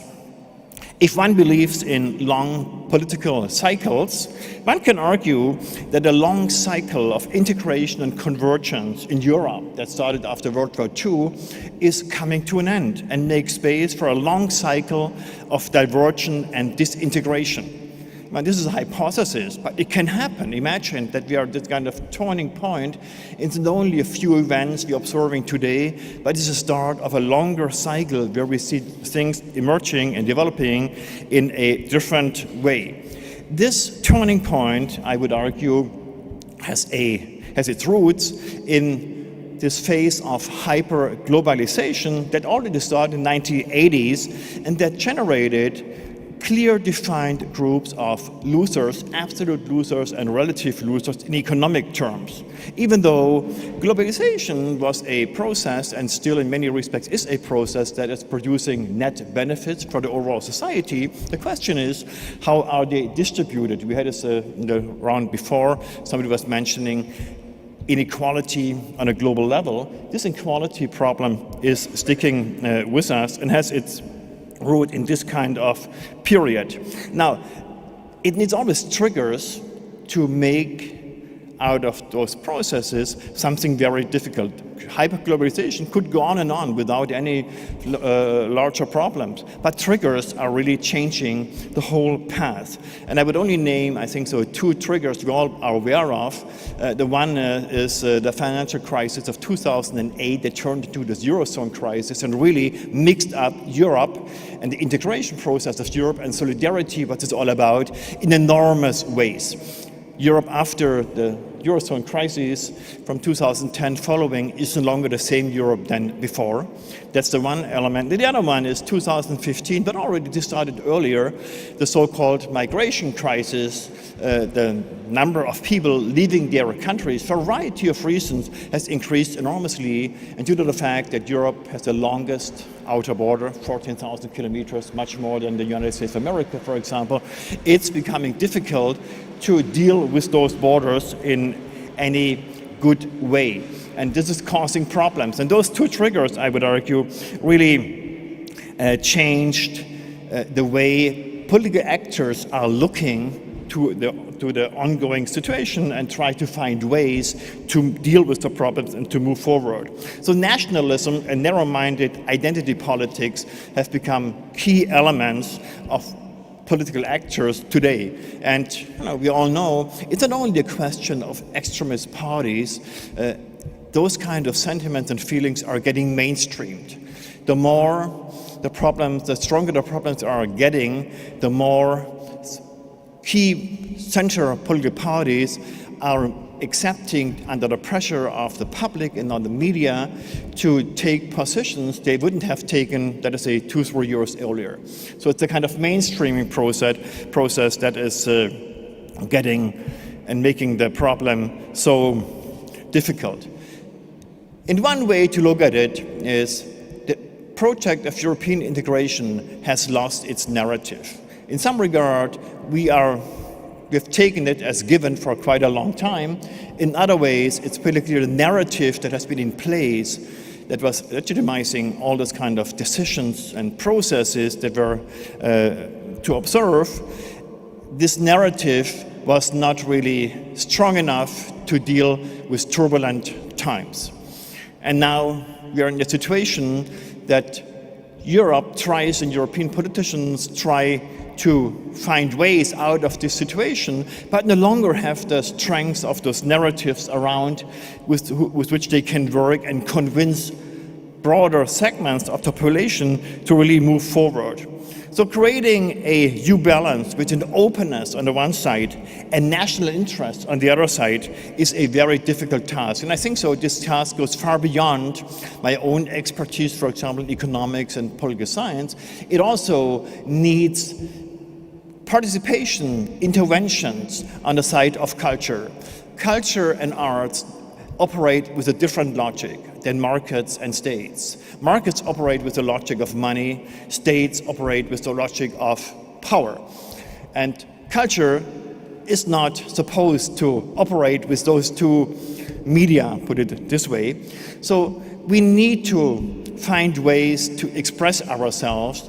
And I think so this, if you had a chance, this small book, The Conversation of Martin with his kids, that's also just been published in English, Widerrede, Talk Back in English, is a way to see those interventions have to happen not only on the big political stage.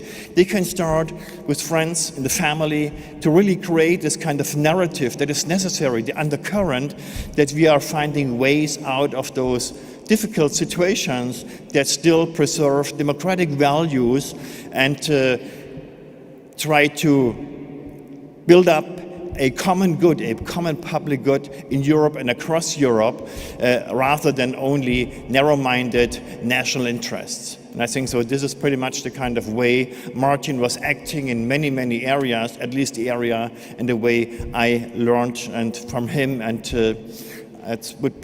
it's too bad that he's no longer with us, because we need those kind of people in those times very urgently. Thanks so much.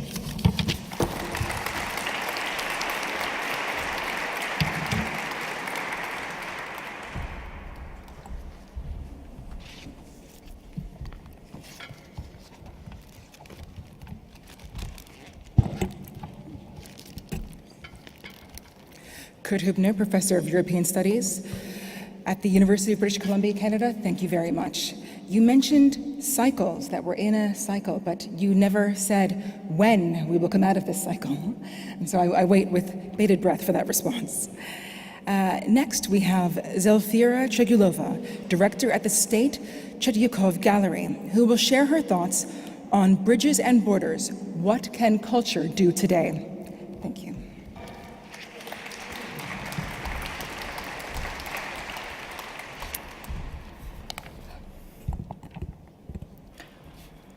It's a great privilege and honor for me to speak today to such a distinguished audience on a symposium commemorated to Martin Roth, whom I met first in 2004 and who since that and till last year was establishing some principal guidelines for me and for what I and many of my Russian colleagues were doing.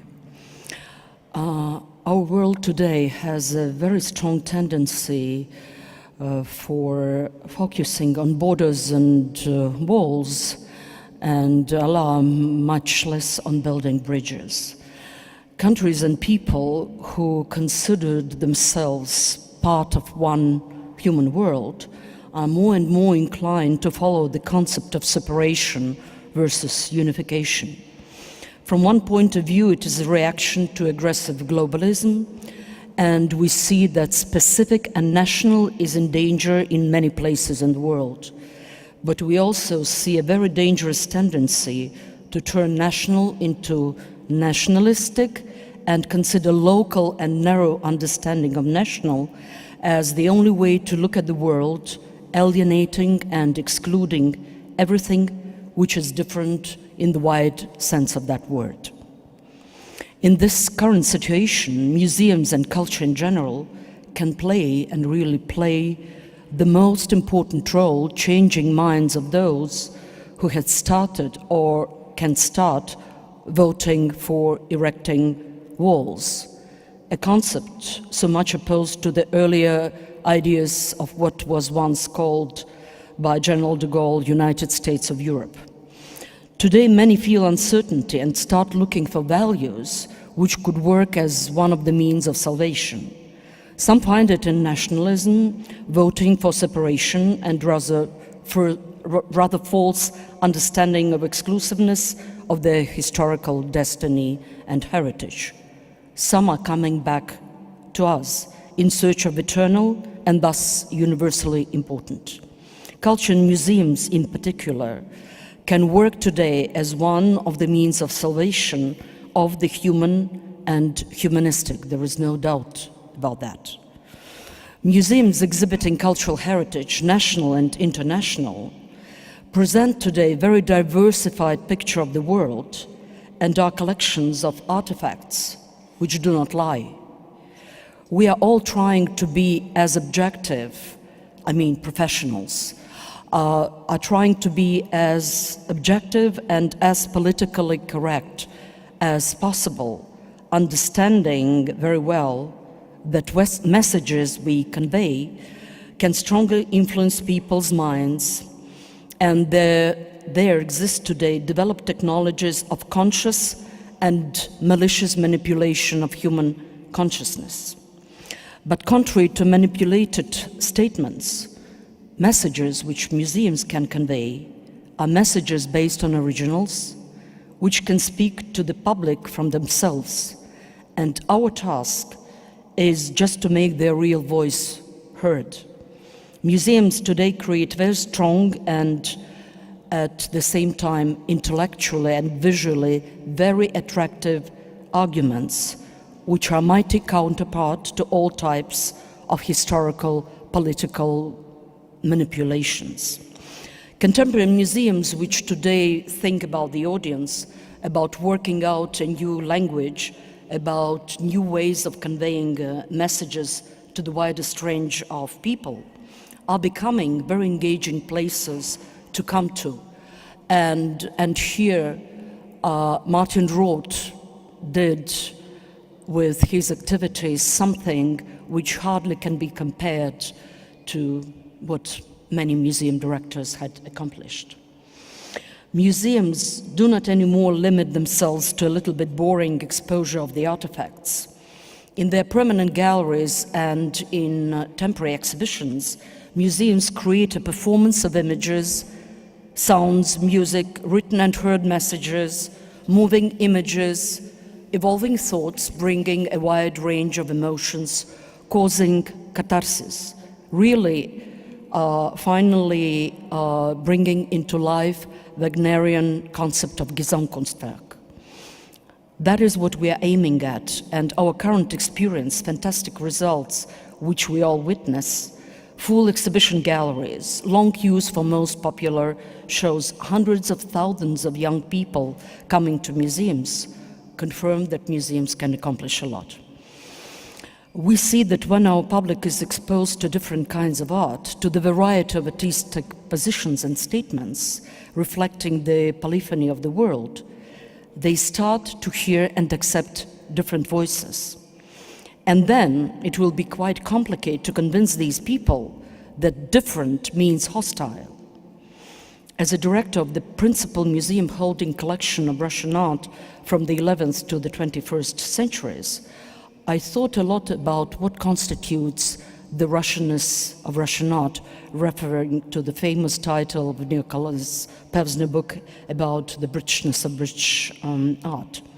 How should we show national art? In this sense, I always refer to famous works from Dostoevsky's speech at the opening of Alexander Pushkin's monument in Moscow in 1881. When describing uniqueness of Pushkin's talent, he spoke about universal responsiveness of Russian genius, meaning incredible openness of Russian culture to the world's greatest artistic achievements and simultaneous ability to create absolutely new language, new imagery of its own. And thus we are trying to present Russian art in its complexity, showing different phenomena from Valentin Serov with almost 500,000 visitors, or Aivazovsky, 600,000 visitors in 3 months, a Guinness Book of Record for any of Russian museums in 2015 and 2016, to Lisitsky, Kabakov, and Larionov this year. And we are not limiting ourselves only to showing Russian art and Russian artists. The more you show national next to international context, the deeper is the understanding of its achievements and variety of existing artistic solutions. And with above-mentioned exhibitions, we have for the first time made national art as attractive or even more attractive than famous international names, and at the same time we were showing Russian art not as something separated from the world artistic development, but as integrating them, openly speaking about references, influences, but focusing on the specific of what Russian creative genius had produced.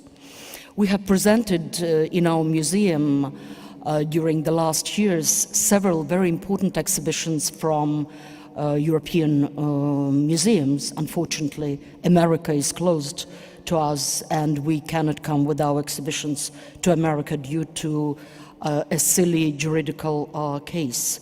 We showed British portraits from the National Portrait Gallery. We showed the first in Russia retrospective of Giorgio de Chirico, are planning big exhibitions of Edvard Munch or Axel Gallen-Kallela, cooperating with Pompidou and the Tate, working on mutual exhibition programs with German museums like State Museums of Dresden or National Gallery. And I want to refer to the most successful of the shows which we brought to our museum in recent years. These were 42 masterpieces from the collection of Pinakothek of the Vatican, but not only from the collections, from the walls of the permanent galleries of the Vatican Museum. This exhibition presented the most important works from the collection of this distinguished museum, dating from the 11th to the 18th century. It was the most in-demand show at the Tretyakov in its history, and on the black market, the tickets were sold up to 25 times higher than the nominal price. But the most important outcome of this exhibition were not hundreds of thousands of visitors. It was a deep understanding by Russian audience of common Byzantine roots of both Catholic and Orthodox world, notwithstanding a 1,000-year clash, when during that clash Russians and even Russian Tsars preferred to establish alliance with the Ottoman Muslim Turkey than to be an ally of the Catholic world. It was incredible emotional response to the greatest creations by Bellini, Raphael, Caravaggio and Poussin, commissioned by Catholic Church. This exhibition was a very important step in bringing both branches of Christianity closer to each other, and for the understanding for the Russian Orthodox that there is no gap, border or wall between Catholic and Orthodox faith. In this sense, a metaphor of bridge is a very important one. We are indeed building bridges, and I would like to quote our president when he was talking last fall at St. Petersburg Cultural Forum. He said that both politicians and us museum workers and those who work in the field of culture are dealing with the same issue, the bridges. Politicians are burning them down, and we are re-erecting them anew. And after that, politicians are burning them down again, und so weiter. At that time, when walls and borders start to be erected and when bridges are being burned down, the voice of the museum world can be very strong, telling people that however different they are, there are much more similarities in the way they think and create than differences. I cannot resist the temptation to refer to the recently opened permanent exhibition at Louvre, Abu Dhabi. Having at their disposal collections from many of the French museums, starting with the Louvre and ending up with Pompidou, curators managed to create for the first time a unique picture of world's artistic development as a single whole, putting next to each other objects from different countries and continents representing different religions and faiths.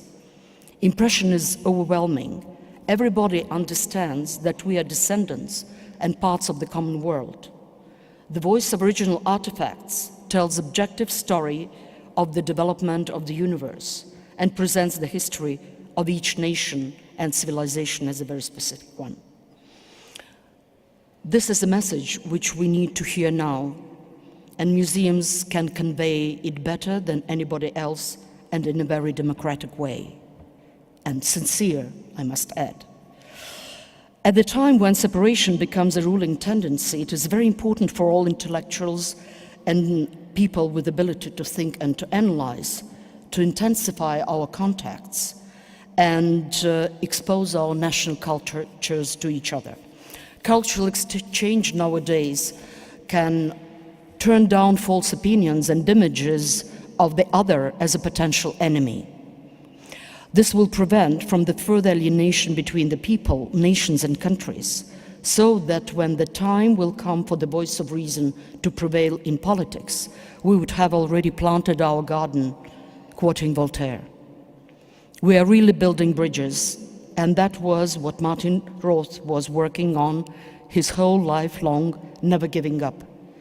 Taking walls down, erecting bridges, connecting people, convincing them, creating new concepts, realizing them with incredible intensity. That was him, and we will try to go on straight in that direction. Thank you.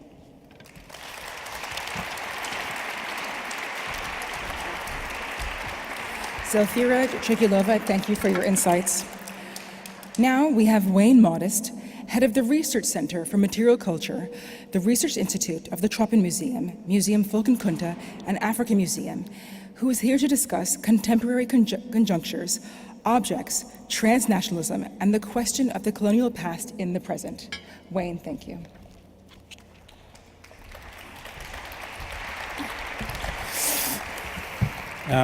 Thank you for inviting me. I'd like to thank all of the organizers for thus far a wonderful conversation. I'm going to speak relatively quickly, and the reason for that is because it's not much time, but also because I want to get through a lot. My presentation today will focus on the question of national treasures without falling prey to nationalist politics.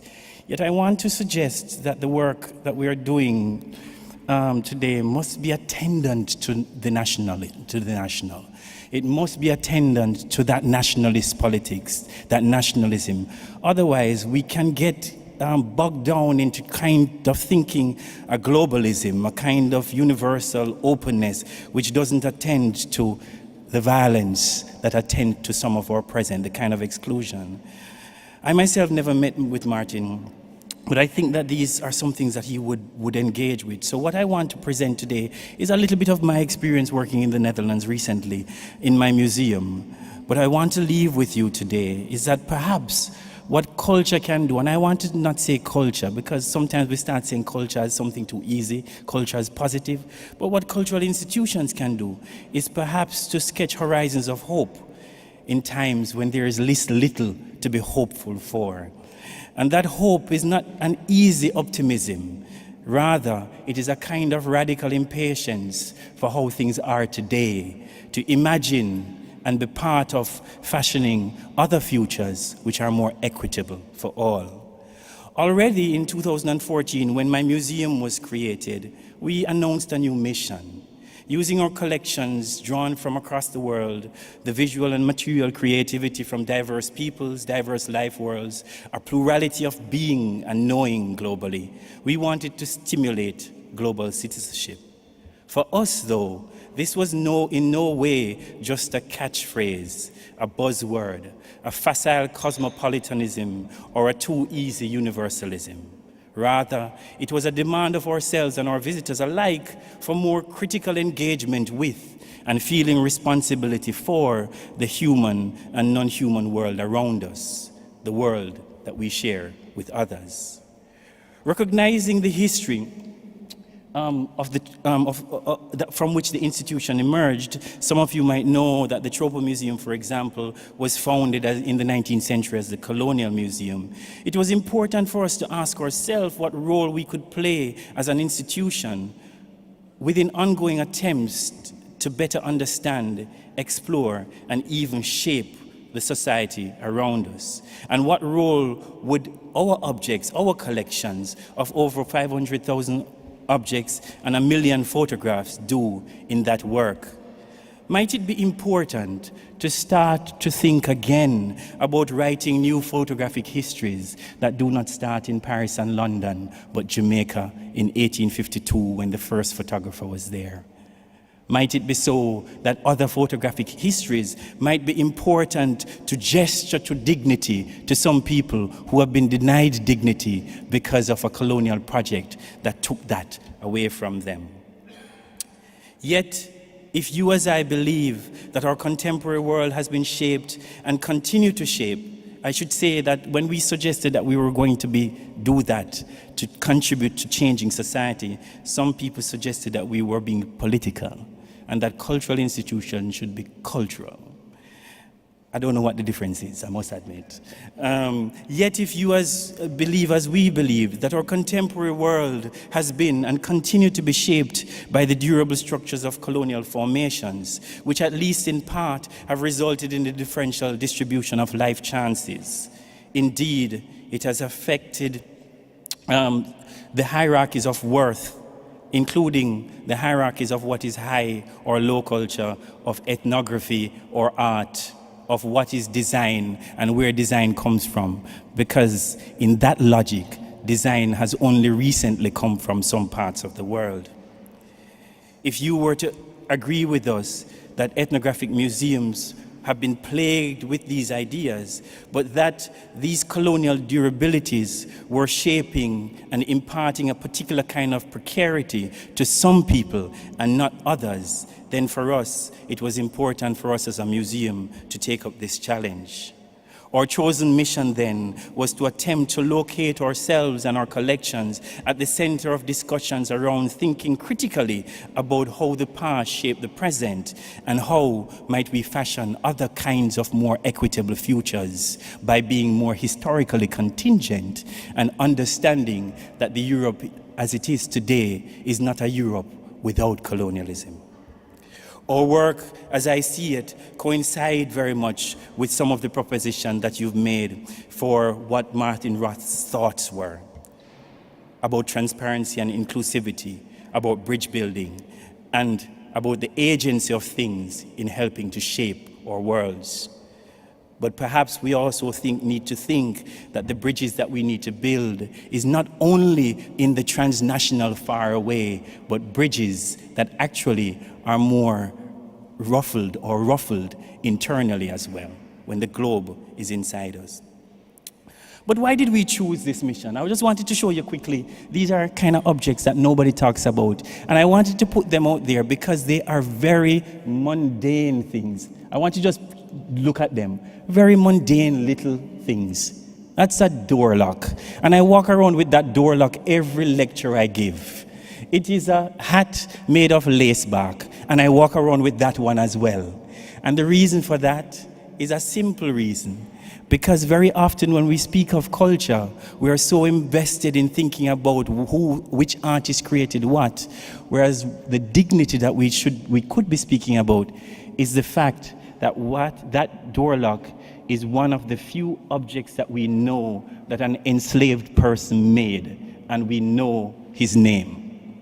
What might it mean to think dignity otherwise through things? To be able to uncover the small stories of the lives, not of the big, but the small, who are contending and trying to think through their worlds as equitable today. I want to suggest that this was our work, our mission was exactly about a set of conjunctures. And I want to go back to my set of first images. And right, set of conjunctures, contemporary conjuncture, the moment in which we are operating as a museum. I use the word conjuncture here to quote Stuart Hall, the British Jamaican theorist, who sees conjuncture as both both a moment of danger and one of opportunity. It is something to intervene in, a configuration whose components, as Tony Bennett says, were to be rearranged through practice. It is a call to action. I ask the question then, what is our call to action today when we ask ourselves, what can culture do? But more nearly for my purpose, what can cultural institutions do as we shape other futures? But if I were to go to the topic of this panel, I would then go back to asking about the national and nationalism. And I want to reformulate the question by asking, in what ways can objects and collections, in what ways can we mobilize the disobedience of objects to push our works beyond myopic methodological nationalism? And by that, what I'm interested in is a particular kind of nationalism that is ignorant. An ignorance, a kind of ignorance to, and I have it up there, to how we in the social sciences and humanities actually are closely attached to the ideas of the national without any kinds of criticality to it. But what might it mean that cultural institutions embed themselves in that criticality? To ask questions when we speak about issues which people are contending with in Europe today, refugees, citizens who have differential and unequal positions. What might it mean for us to ask ourselves, why are they there? And how is the colonial important to getting them there? As Stuart Hall says nicely, we are here because you were there. It is to the kinds of naturalizations that take national discourses, agendas, loyalties, and histories for granted without problematizing them or making them the object of our critique and criticisms.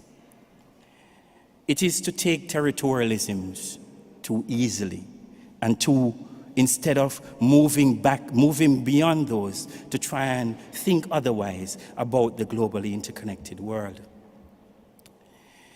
In a recent article with a colleague, I described one of the current conjuncture that we live in as an anxious politics. That anxious politics is one which undergirds popular and political imagination across Europe today. This peculiar political form is a heightened anxiety for the fate of Europe. That heightened anxiety thinks in questions of loss and lack, that those who are coming lack something. They don't have what it takes to be European, and that we are losing something by them coming here. That anxious politics feels a certain kind of insecurity about others.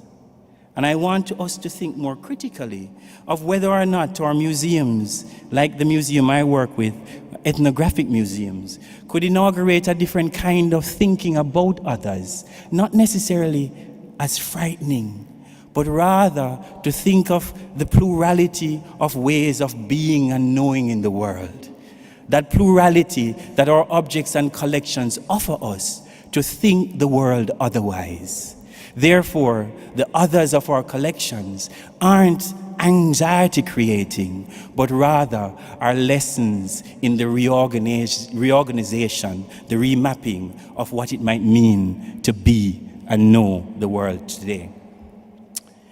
But I want to think again with you. Oh, by the way, I just wanted to show you one project that I was recently involved in, which is a global project, quite a boring project, but in collaboration, yes, in collaboration with a colleague at Yale University and an institution in Jamaica. We just wrote that book, Victorian Jamaica. And the idea was to mobilize the archives that were in Jamaica to try and think about how to write British history differently. And what might it mean for that kind of global collaboration to be a rethinking of the ways in which we've come to know? That photograph is of the 1865 revolt in Jamaica. But if there are other, oh, by the way, just to brag again, and I wanted to show you that as well. None of you might know that there actually was a great exhibition, you know, like 1851 in Jamaica in 1891. That's when a small country thinks that it is so big that it has other histories to tell. And those are the histories that we need to know. In closing, I want to just suggest, and I want to just bring you through these images. As thinking about the world, the conjunctures that we're in today, as one marked by a new media global solidarity that is pushing back at national reductive histories. And that perhaps in the present moment, rather than giving in to anxiety and exclusion, we can reorganize our thinking about what it might mean to hope for other futures. In this hope, museums might move beyond preservation of things and think about themselves as being caring for people. And also think that when you talk about the return of cultural objects, it is not something that should frighten you, but is a horizon of possibility for contending with the currently entangled, tense world in which we live to fashion other futures. Thank you.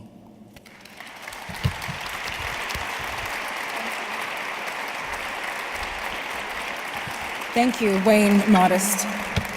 And thank you for asking us to rethink about things. It was fascinating, this idea to not take the seemingly simple and superficial for granted. And now we have Sigrid Weigel, former director of the Research Center of Literature and Culture in Berlin, who will talk about Culture and Thinking in Transition, the European intellectual heritage of A.B. Warburg.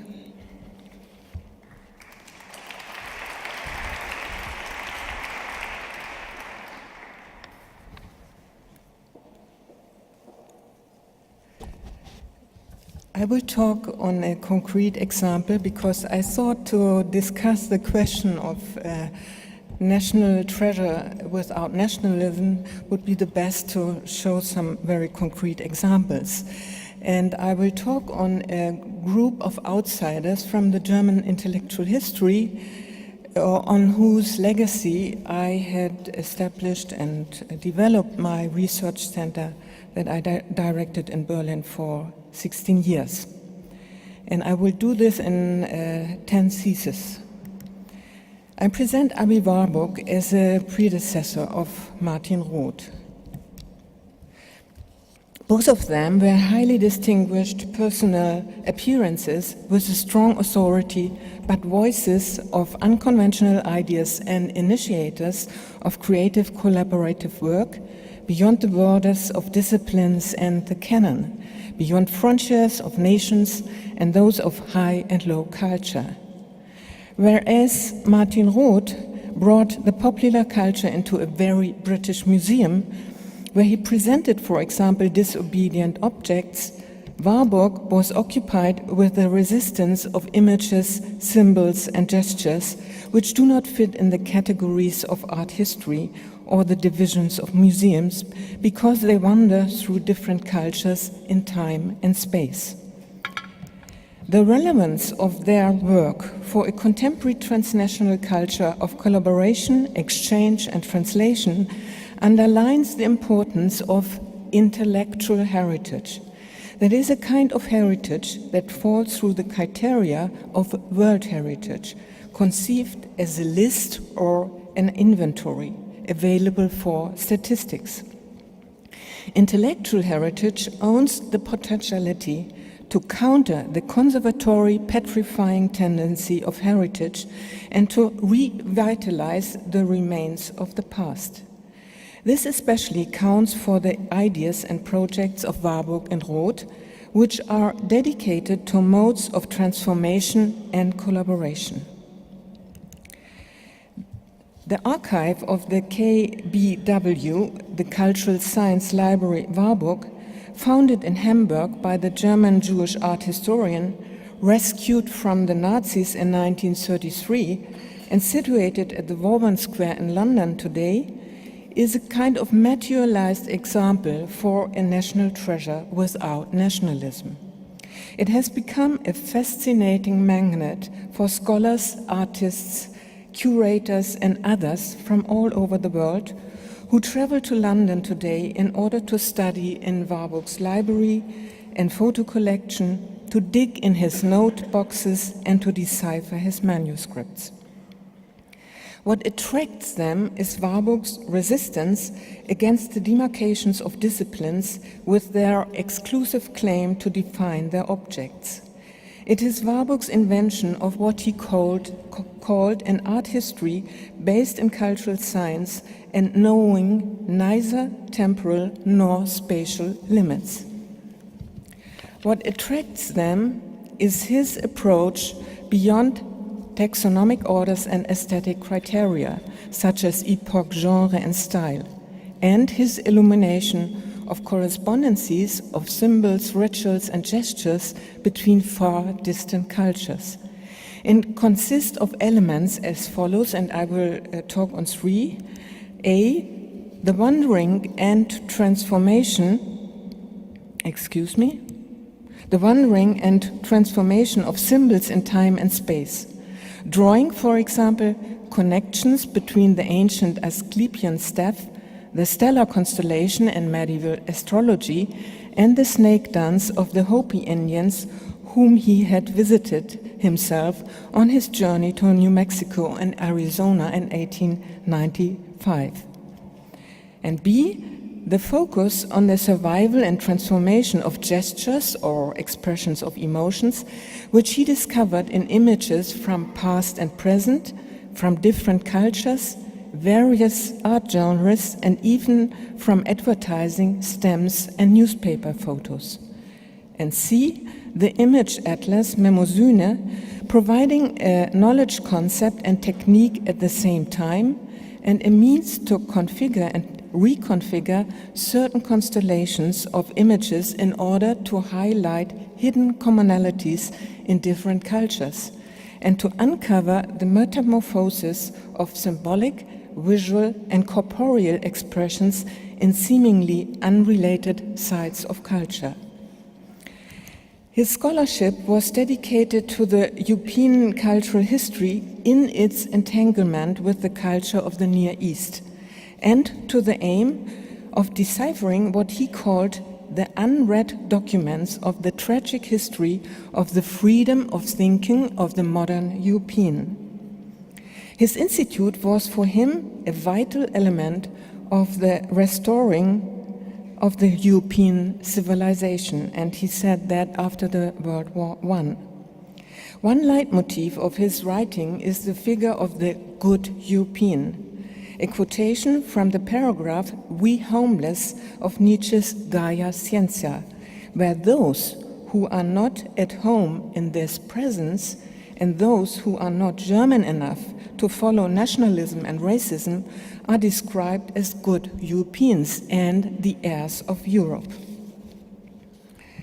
Also, a very special scholarly entrepreneur, Warburg was not a single intellectual figure, but he was part of a special constellation in German intellectual history. Scholars who back then were geographically and institutionally scattered, but nevertheless formed a kind of movement through a new spirit of research, as Benjamin observed in 1933. shortly before Europe was destroyed once again. It is no coincidence that this movement was developed around 1900 by several Jewish German intellectuals, such as Freud, Warburg, Simmel, Plessner, Cassirer, Auerbach, Benjamin, Mannheim, Scholem, Hannah Arendt, and others. Often positioned at the margins of academia, these authors transgressed the borders of fields, subjects, and cultures. Their thinking and transition is coined by conceptual topoi that break with the historiography of progress and development and lead beyond traditional scientific parameters such as system, classification, rise and fall, cause and effect, and the like. It was Warburg who, with the title of his library, provided the name Kulturwissenschaft, cultural science, for this movement. And I will present three other examples. Walter Benjamin, who is famous for his thinking in images, for the concept of dialectical image and especially the figure of the angel of history, examined the seemingly disappeared traces of myth, ritual, and religious concepts in modernity. Several figures of his reading of cultural phenomena originate in concrete cultural practices such as flânery, reading, and dreaming. He, for example, connects the child's and the flaneur's fascination for thresholds in the city's spatial topography with the threshold of night and day, or dream and consciousness, and transforms this constellation into a dialectic at a standstill. This forms the basic figure of his threshold knowledge, Schwellenkunde, that is an epistemic position of perception from which the insight in two different, contradictory, or even irreconcilable sides is organized, which in conventional approaches mutually exclude each other and don't know something from each other. Gershom Scholem, son of the secular Jewish bourgeoisie, like the other scholars, operated on a different field, that is, the relation between religious, profane, and poetic language. A secular Jew himself, he sought to bring the sources of the Jewish tradition to life, after they had been handed down merely as scripture for several generations, and therefore he translated the holy texts as well as songs of the religious tradition, the latter being testimonies of hybridity, that is a compound of citations from the Holy Scriptures and the different cultural and linguistic environments. His work elucidated affinities between religious genres and poetry, between, for example, sources of the Kabbalah and a modern author like Franz Kafka. And he describes the Kina, the songs of lament, positioned at the threshold between expression and silence as boundary case of language, but rather in the same time the normal case for the thousands of years of Jewish exile, migration, and diaspora. After his own migration to Palestine in 1923, his focus shifted to a critical analysis of the colloquial use of a holy language, and he put his finger to the hidden biblical violence that may suddenly break out of a certain word in a seemingly profane context. Other authors, such as Sigmund Freud and Helmut Plessner, conceptualized life itself as a boundary case, when they sought to understand the human condition beyond its separation into natural science on the one hand and humanities on the other, in body and mind. By underlining the dynamic character of living forms, Plessner reflected the fundamental double aspectivity of all life knowledge, based on the fact that man is its subject and object at the same time. Perhaps this awareness prepared him to write the most reasonable cultural historical analysis of the rise of a German racial nationalism already in 1934, in the face of the beginning Nazi regime.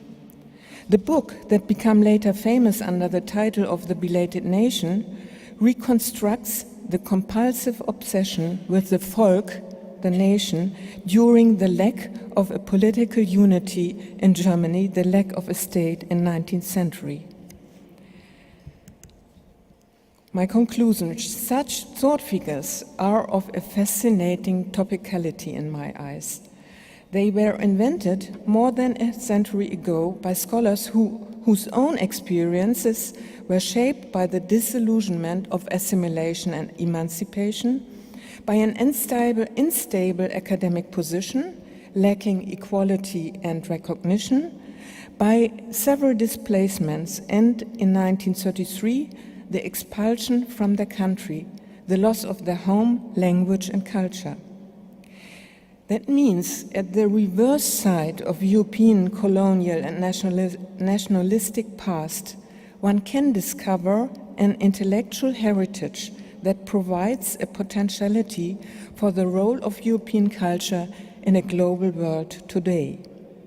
Destroyed and dispersed in 1933, it today inspires many museum makers and more young artists and scholars from all over the world who are attracted by the work of these intellectuals, and as an interesting side effect, get also interested in the language of them, and therefore do much more profit for this language than all departments for German language and literature abroad. Thank you.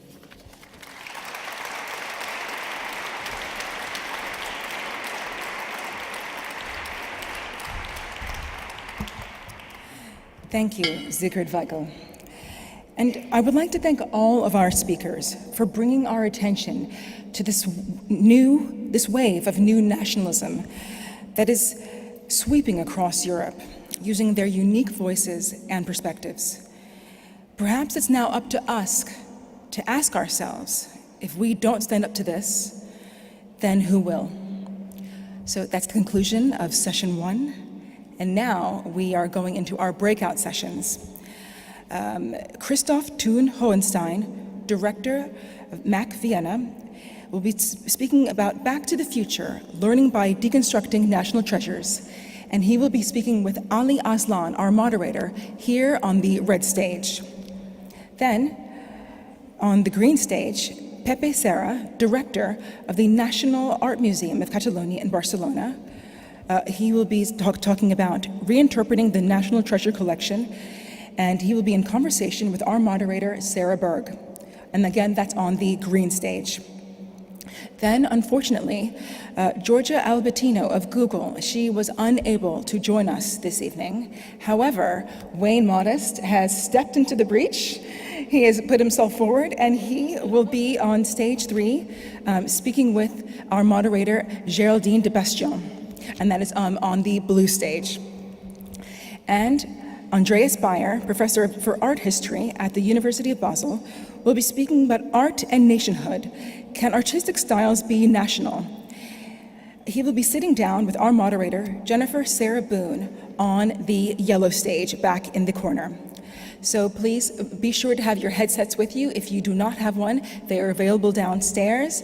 Feel free to switch between channels. And of course, we ask you, this is the time to participate and ask loads of questions and to make comments. Thank you very much.